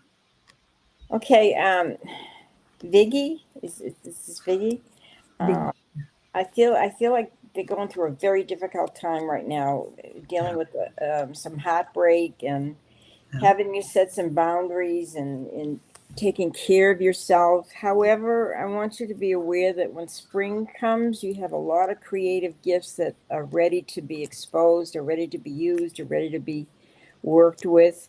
So right now, they're saying that there's some boundaries you need to set, and those are with two men, and you need to kind of keep them at bay right now, because you need some time to heal. You haven't quite got over some heartbreak, and this is going to take you a few months, but know that it's going to be a new life next year. New ideas are going to come to you, creative skills, and That's what you need to be focusing on, you right now, and taking care of yourself. Okay, thank you. Vicky, while that was coming through, I felt that energy. I just feel like you are in, again, just a not so positive place. And when Susan was coming, it was like right here. Oh my gosh, I know it's just, I totally, yeah. This too will pass. This too will pass. Know that this too will pass. This is not everlasting. This is just a fleeting moment. Mark your time with other experiences and realize that there's periods where we have highs and periods of lows. Without the lows, we can't experience the highs. Without the highs, we can't experience the lows. And so know that this will pass. I think you're right, Dawn. I feel like Vicky needs to spend time by themselves right now. Find themselves. Find out what you're going to do, because you have so many gifts that you need to explore and you need to develop, and see this new year. It's about you and taking care of you. Yeah, I'm also picking up, Vicky, for you though, that this is making whatever you're going through. Again, it's very heavy, but I'm getting like, again, heartburn energy, like, so it's like it's here. So you're actually physically feeling the impact of this. So you're not just dealing with it, but your body is feeling it. And you need to be careful. Be careful to not let this deplete your energy levels and deplete your minerals and things that you're going to exhaust yourself with.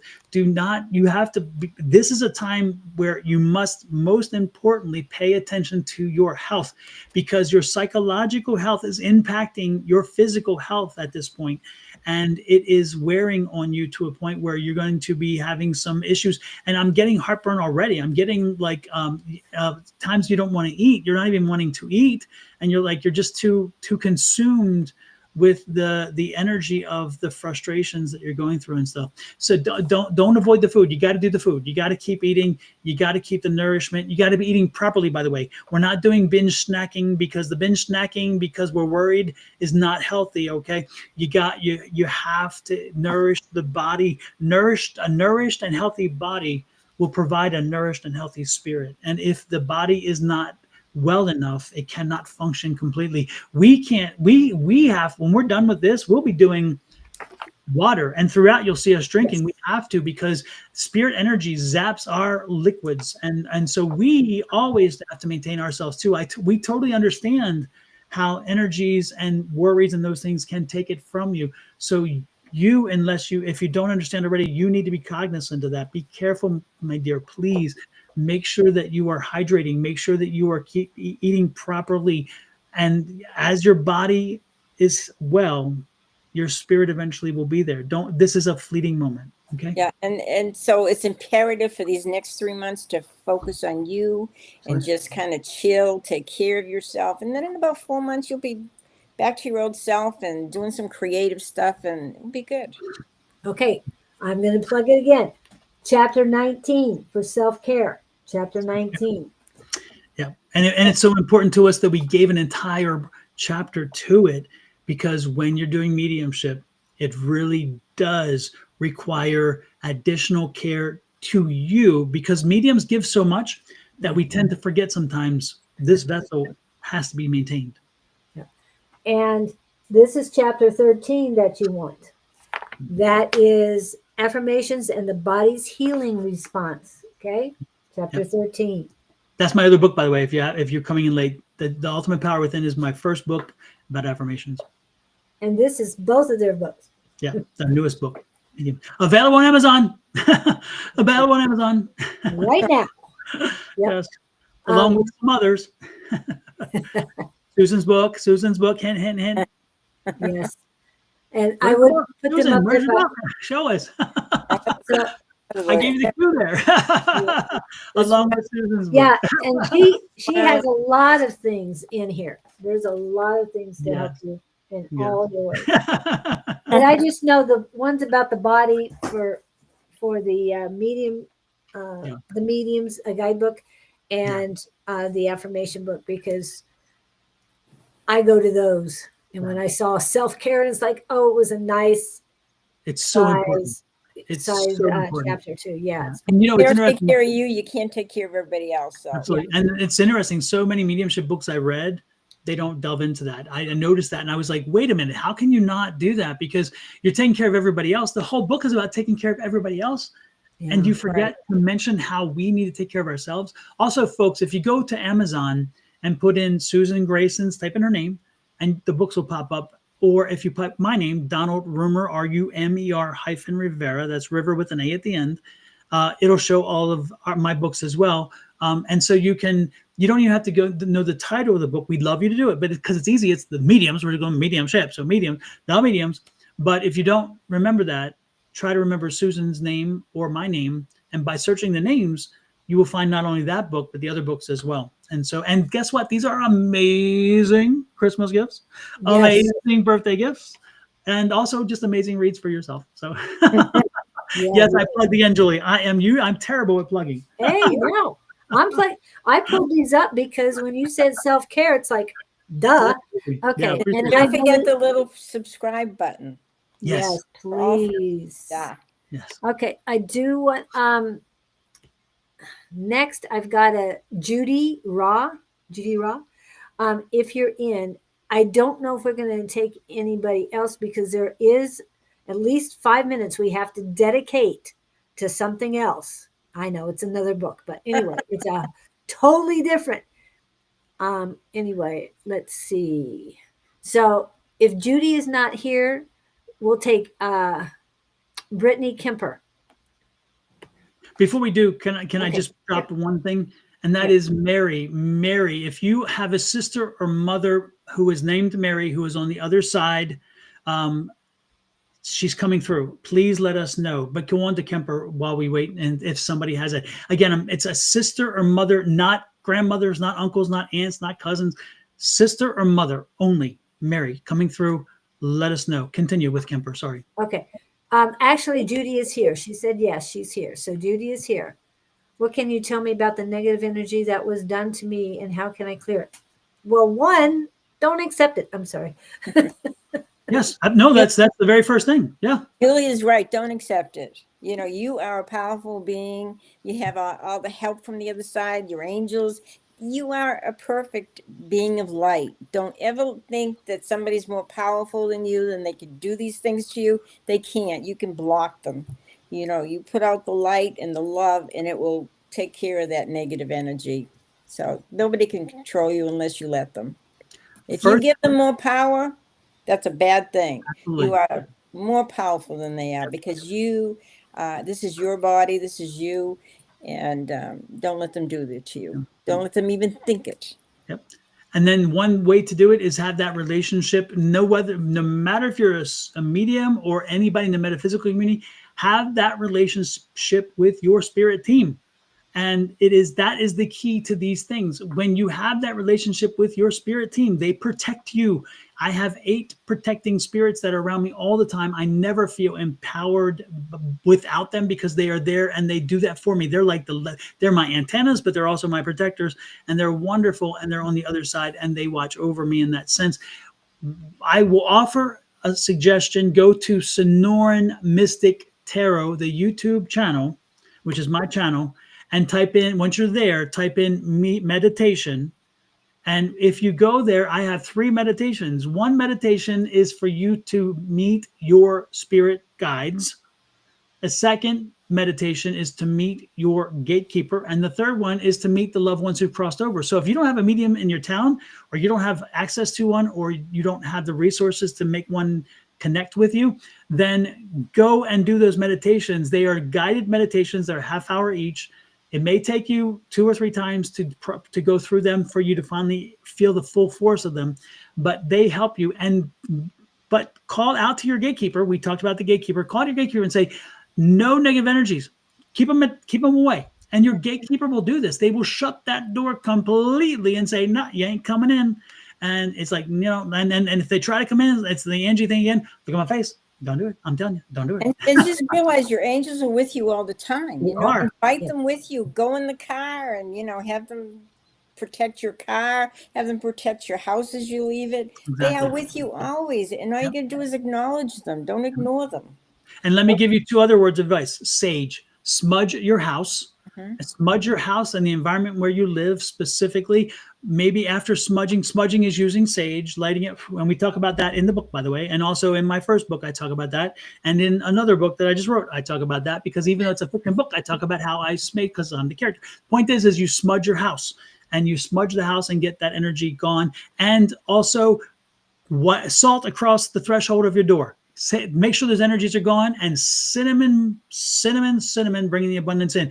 Do these things. They're very, very basic, but they do change the energy in your house, which changes your energy. That salt, and it can just be regular salt. Right. Yes. Salt perimeter of your property. Yep. And the sage, that whether it's white sage or whatever, it's a Native American way that they clear the energy, and light a candle now and then, and just see the candles spreading out this beautiful pure energy.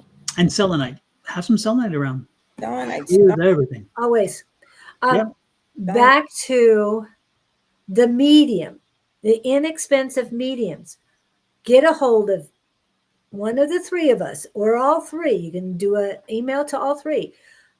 For Mondays, we are practicing our mediumship. You'll get at least 4 reads right now. So if you readings. get a sitter, you Free. can get free readings. Yes. So if you But want get to a hold of volunteer, us. reach out to Julie or one of us. Let us know that you're interested in being a practiced on sitter, because we're training mediums, and we always need people to read for. So reach out to one of us and say, hey, I'd like to volunteer to get read. And for an hour, you'll be read by 4 different groups of mediums. On Mondays. Yeah. On Mondays. So keep that in mind. And I just want to tell you, this is Mountain Standard Time. It would be from 7 to 8. So whatever your time zone is, if that works for you, please get a hold of us. Mm-hmm. We all picked up our selenite. 1, 2, 3. Yeah. Okay.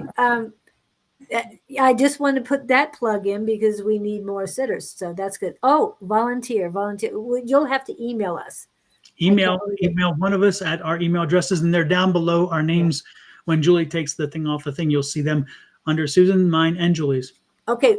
We already have the mediums for this session. We have the mediums that are practicing. We need you as a sitter. So, but on Tuesday night, if you come, you can join that mediumship and psychic group. But we do both medium and psychic on Tuesdays, and everybody comes. This is our Tuesday night person. Okay. And she was asking. So you don't have to be a medium yet. You can do that on the other. Yeah, you only have to be a medium if you want to be. Yeah, you choose. But I wanted to plug that in. Also, this is the 3rd of December, and this is still the beginning of the month. The beginning of the month is energy is still here. So the rituals with the salt and the cinnamon are very important. And the sage. And I'm using leftover Morton salt. I haven't used that. I haven't eaten that in at least a decade, but I'm using it for keeping the negative energy out. So and Palo Santo is a very good incense to burn too. That brings in some positive energy. Absolutely. Love it. Yep. And Pam says we can count on her. So we have your email, Pam. We're good. Thank you, Pam. Yep. Thank you. Thank you. Okay. Wow. That was great. We have 12 minutes. Okay. So Brittany, are you here? You didn't reply on the last one. So Judy, we hope that helped you. I don't think she has replied. No, she hasn't.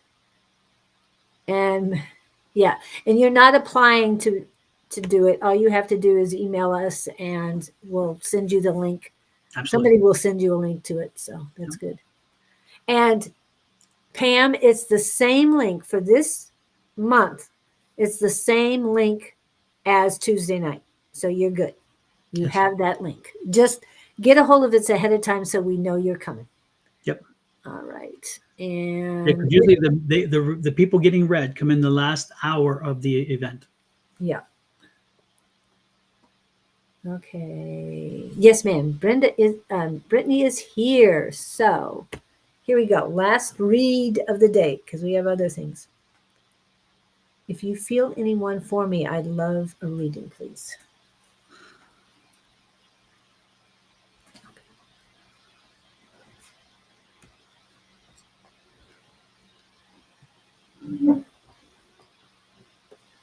I just have this aunt on the other side that's just kind of yelling and having a good time, and she just wants to be recognized, and she's just asking that you too put more joy into your life, because she lived life to its fullest, and she's just kind of a neat person.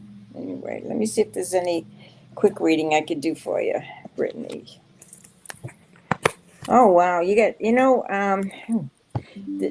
it's talking about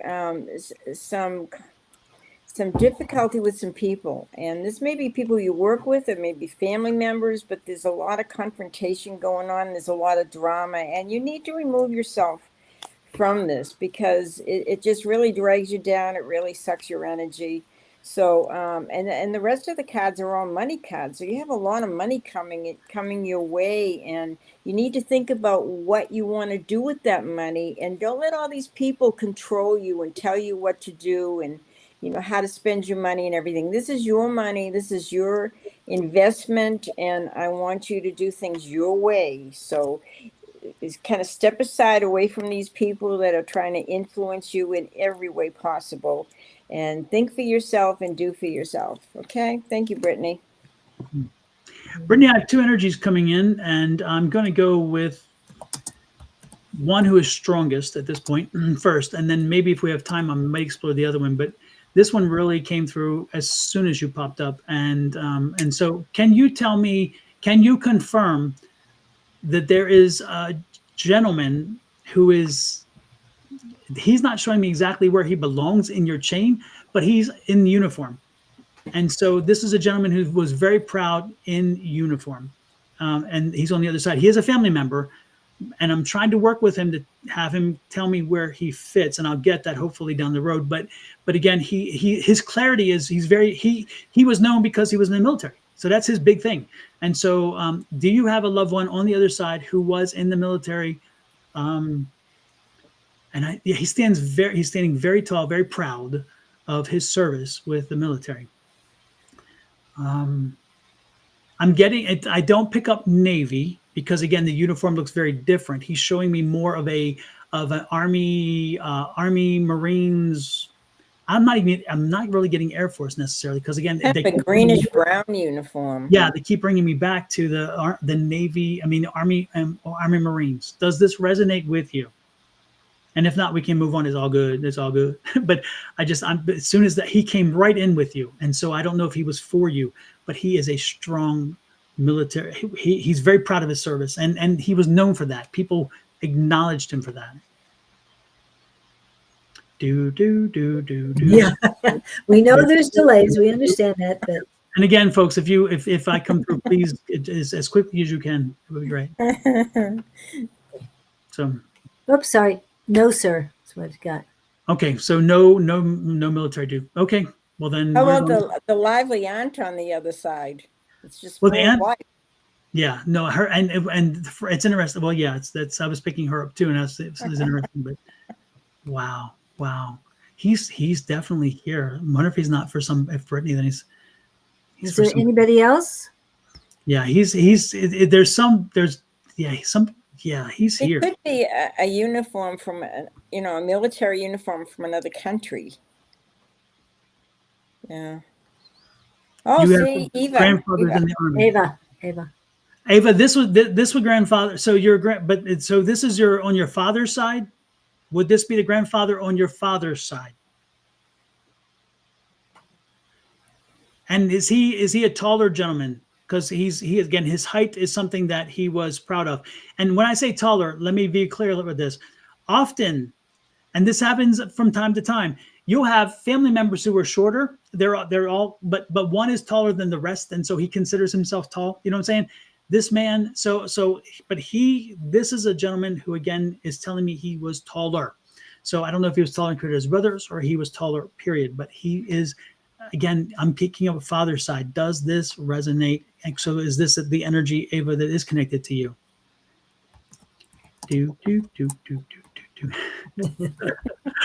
That's why mediumship can be a bit of a pain in gallery setting because of this. But it's I it's feel, worth I it. feel like the uniform is a heavy material. It's not a light material. It's like Yeah. almost like a wool or something. No, that's what it used to be in the Yeah. Second World War. Heavy wool. Yeah. Now, is this Eva or Ava in Sweden? Oops, sorry. Two tall men, my father-in-law and my mom's father. Your father's was Army. Okay, good. That I'm taking up the fathers. Again, your grandfather and your father's side. That's the energy I kept being drawn Well, to. yeah, she's saying my father-in-law and my mom's father. Mm-hmm. So she's saying mom. So most likely she's in a different country. Mm-hmm.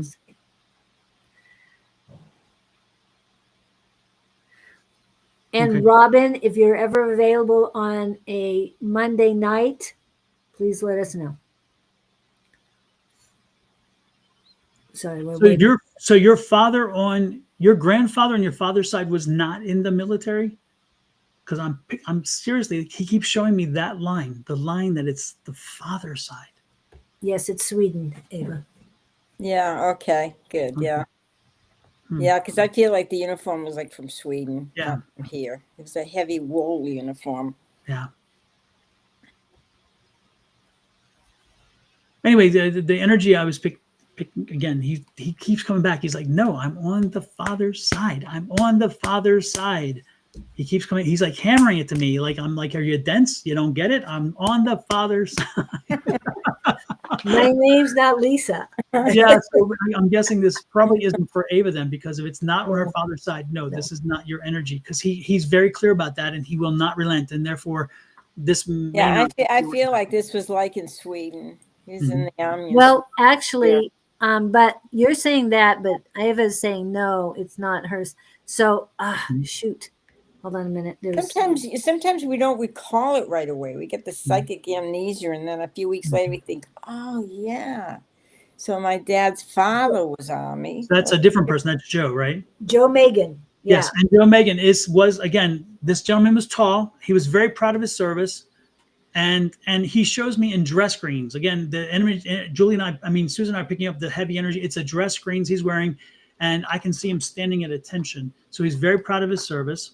And when he got out of the service was because he's showing me his hands now, and they are rough and calloused. So he worked with his hands. This is a gentleman who, after the service, and even in the service, he worked with his hands. But after the service, he worked with his hands, and he's very proud of a working man. That's what he want. He was comfortable with that. He was a man. This man was my dad's father was absolutely, but again, he was very proud of being a man who worked with his hands, and so he's showing me. He's also showing me the wedding ring. So he was he loved being a father, because when they do that, he was married. He loved the woman he was married to, but he loved being a dad, and so he was a good dad. And you may want to speak to your dad about that one and find out if that's confident. But I do believe what he's telling me. He felt he was a good dad. He provided for his family. Your father was not the only of the children. Your father had other children as well, right? Because he's showing me he had a family, not just the child. He had family. Can you confirm that he had additional children? Also, and he's showing me a rural setting. So I'm getting the energy that they were in a rural environment, not a city dweller. Can you confirm that as well? And when you confirm, say yes, blank, blank, blank, and no, blank, blank. Don't just say yes or no, because I asked 10 trillion questions and I know I shouldn't as I'm working through this to get confirmation. And we're getting both Joe and Megan and Ava, Joe, Megan, and Ava so far. They're both saying yes. But Ava said her grandfather isn't on her father's side. But yeah, I know. But then she comes up with this, and I'm not sure what this means exactly. Yes, my son's grandfather. So he is right. I don't know what you mean by your son's grandfather. Did he have horses? Like some land with some horses on it?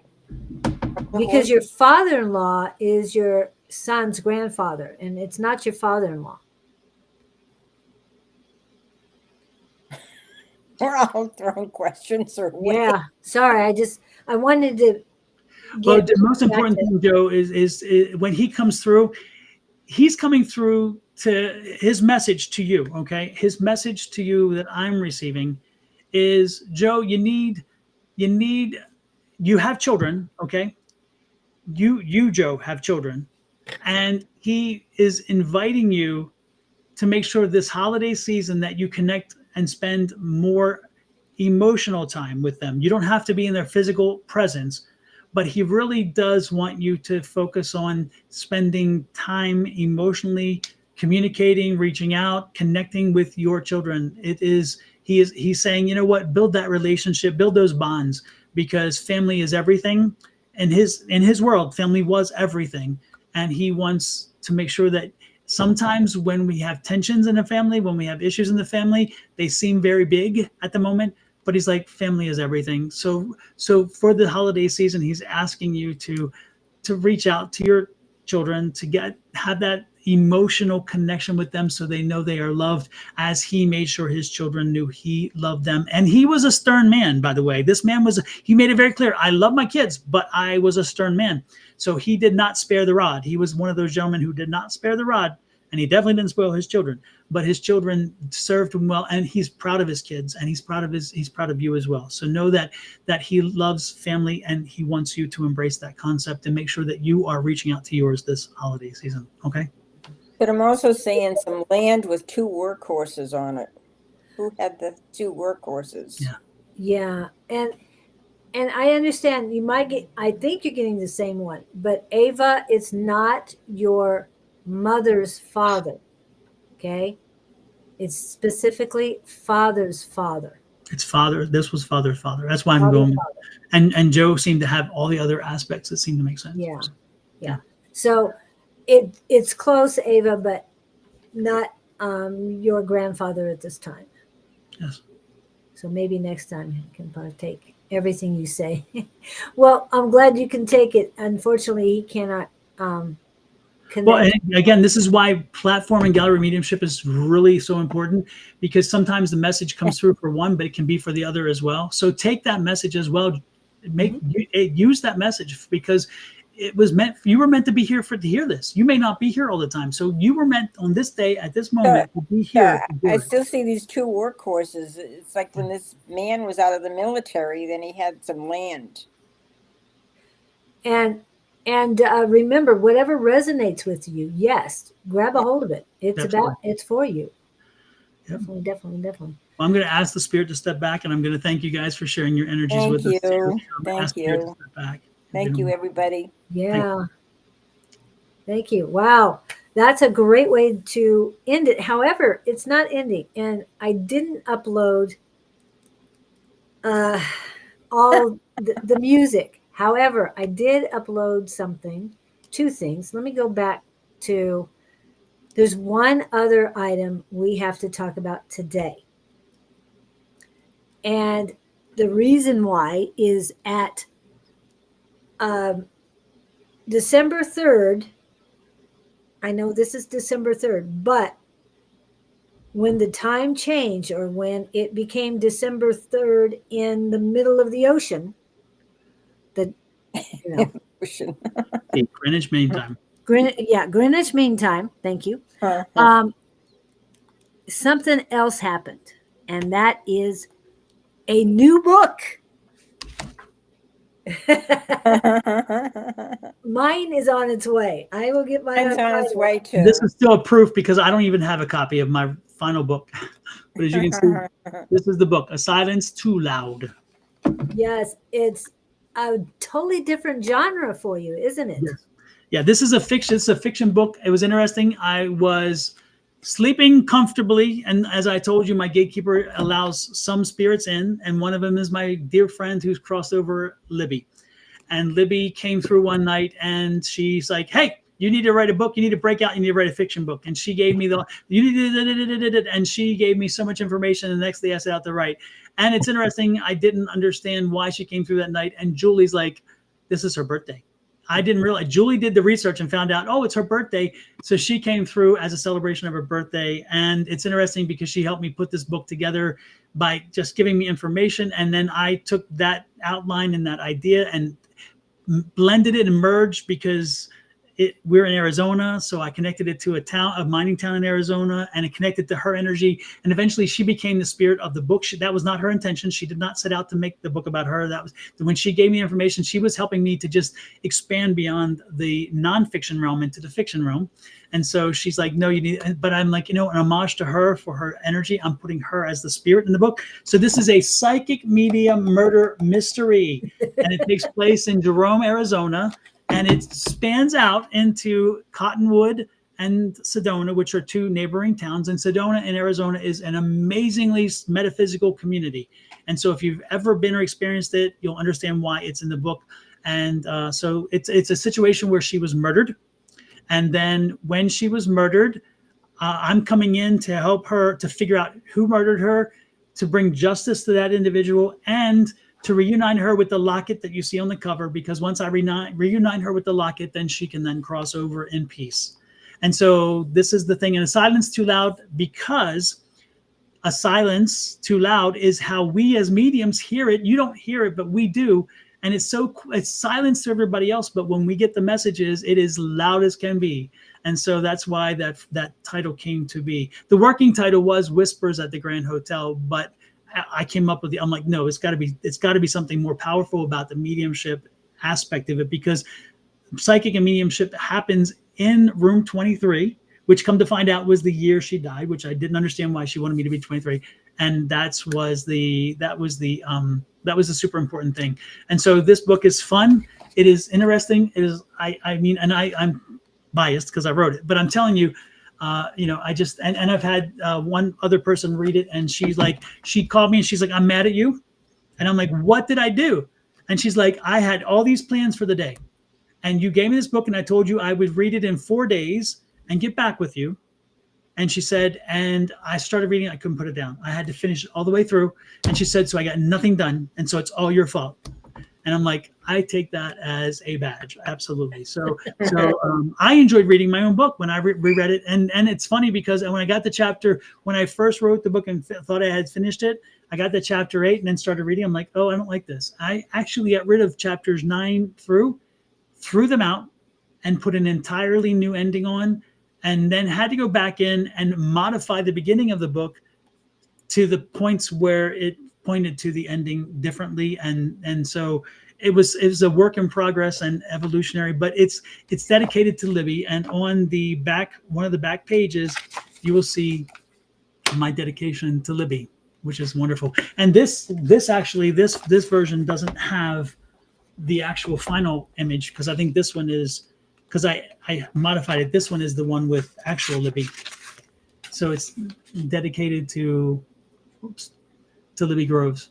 And I modified it to where you see an image of kind of her, because Libby is a dear friend and a wonderful energetic spirit. And she was practicing the mediumship and those kind of things. And she was such a loving energy. And this is her memorial. This is her memorial, and she will never be forgotten now. She is in stone.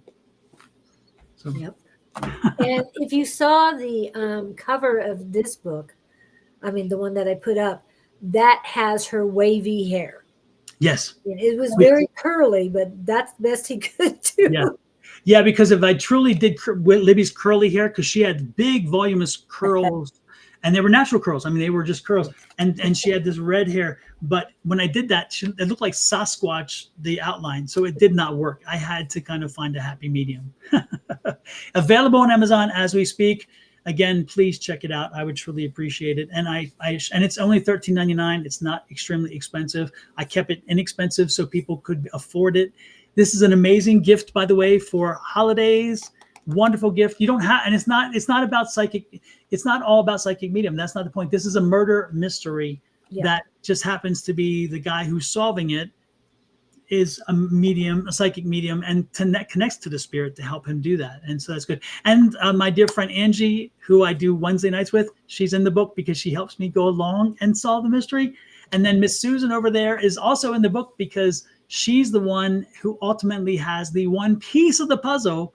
So I have to go to Sedona to visit Susan to get the piece of the puzzle to finally solve the mystery and bring closure. So I brought my friends in with me. We are not alone. And I just, it's, and this is not going to be the only one, by the way. This is the first book in the series because I'm inspired to do more. And Sherry Burris says that I will have to pick it up, Don, and tell my paranormal team and other teams about it. Maybe have to try and get an investigation set up in room 23. Well, our community is planning on Yes. going up there. So Yes. Sherry, love to coordinate that with you. And that building, the Jerome Grand Hotel, is one of the most metaphysically active buildings, paranormal activity buildings in the entire state of Arizona. It is known for that. That is its key, is that it was a hospital at one point and has lots of energy. And we actually talked to a lady last night who went there, and she felt very uncomfortable. She had to leave. Yeah, and she stays at a place next door. I guess it's a doctor's house. Surgeon's house. Surgeon's house. Okay. Yeah. But she went into the hotel and she was like, not comfortable. So there's activity there. Yeah. And I have been to Bisbee. I don't get the feelings in the big Queen house, whatever. I mean, Queen Hotel. Yeah. I don't get it there, but they do have a bed and breakfast that was a very large house. It was more of a where you rent rooms. It's like an apartment, but not exactly. I think it was more of the company, the higher ups who didn't have homes stayed at, and a lot of things happened in there. I had to go through each. This was before I did this stuff, guys. I went through each room before I found the right room that I could handle sleeping in. One room, he didn't tell me what had happened in there. I walked in, I turned around and walked out. And I looked at him and I said, what happened in there? Murder, suicide. Three passings. So yeah, that was not the room for me. Absolutely. So I'm looking forward to seeing the Grand. And if it was a hospital, I can only imagine what kind of things we can find there. And Julie, do you have the commercial? I don't think I have the commercial for that, unfortunately. I think if you set it to where I can share, I can bring it up here and play. This isn't Zoom, dude. No, it does share. No, it does share. It does. Show me. Where do I need to go? Down. No, I can share. If I share screen. Oh, okay. Right. So I click on share screen. Let me find the commercial real quick, so y'all can see it. It's the teaser. Yes, I love the commercial. And hi, KK. A lot of people in here, like I said, Sherry Burris. A lot of people were popping in later. Robin Klink is in. Love to see Robin. And yes, our classes are on Tuesday, but Monday we would love to practice our mediumship with you as a sitter, Robin. Okay, here we go, Julie. Let me try this, okay? It works. Tell me it works. Go back here, click on this, and then go to Windows. Here we go.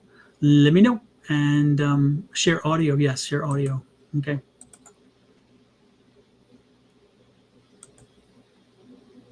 Wow, we've got a fourth.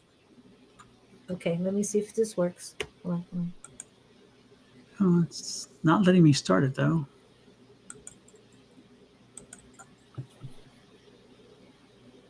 Hold on. Okay. If I can get you guys out of the way. Whoops, wrong one.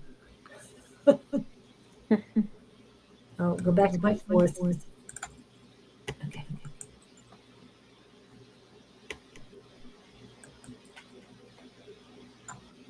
No luck?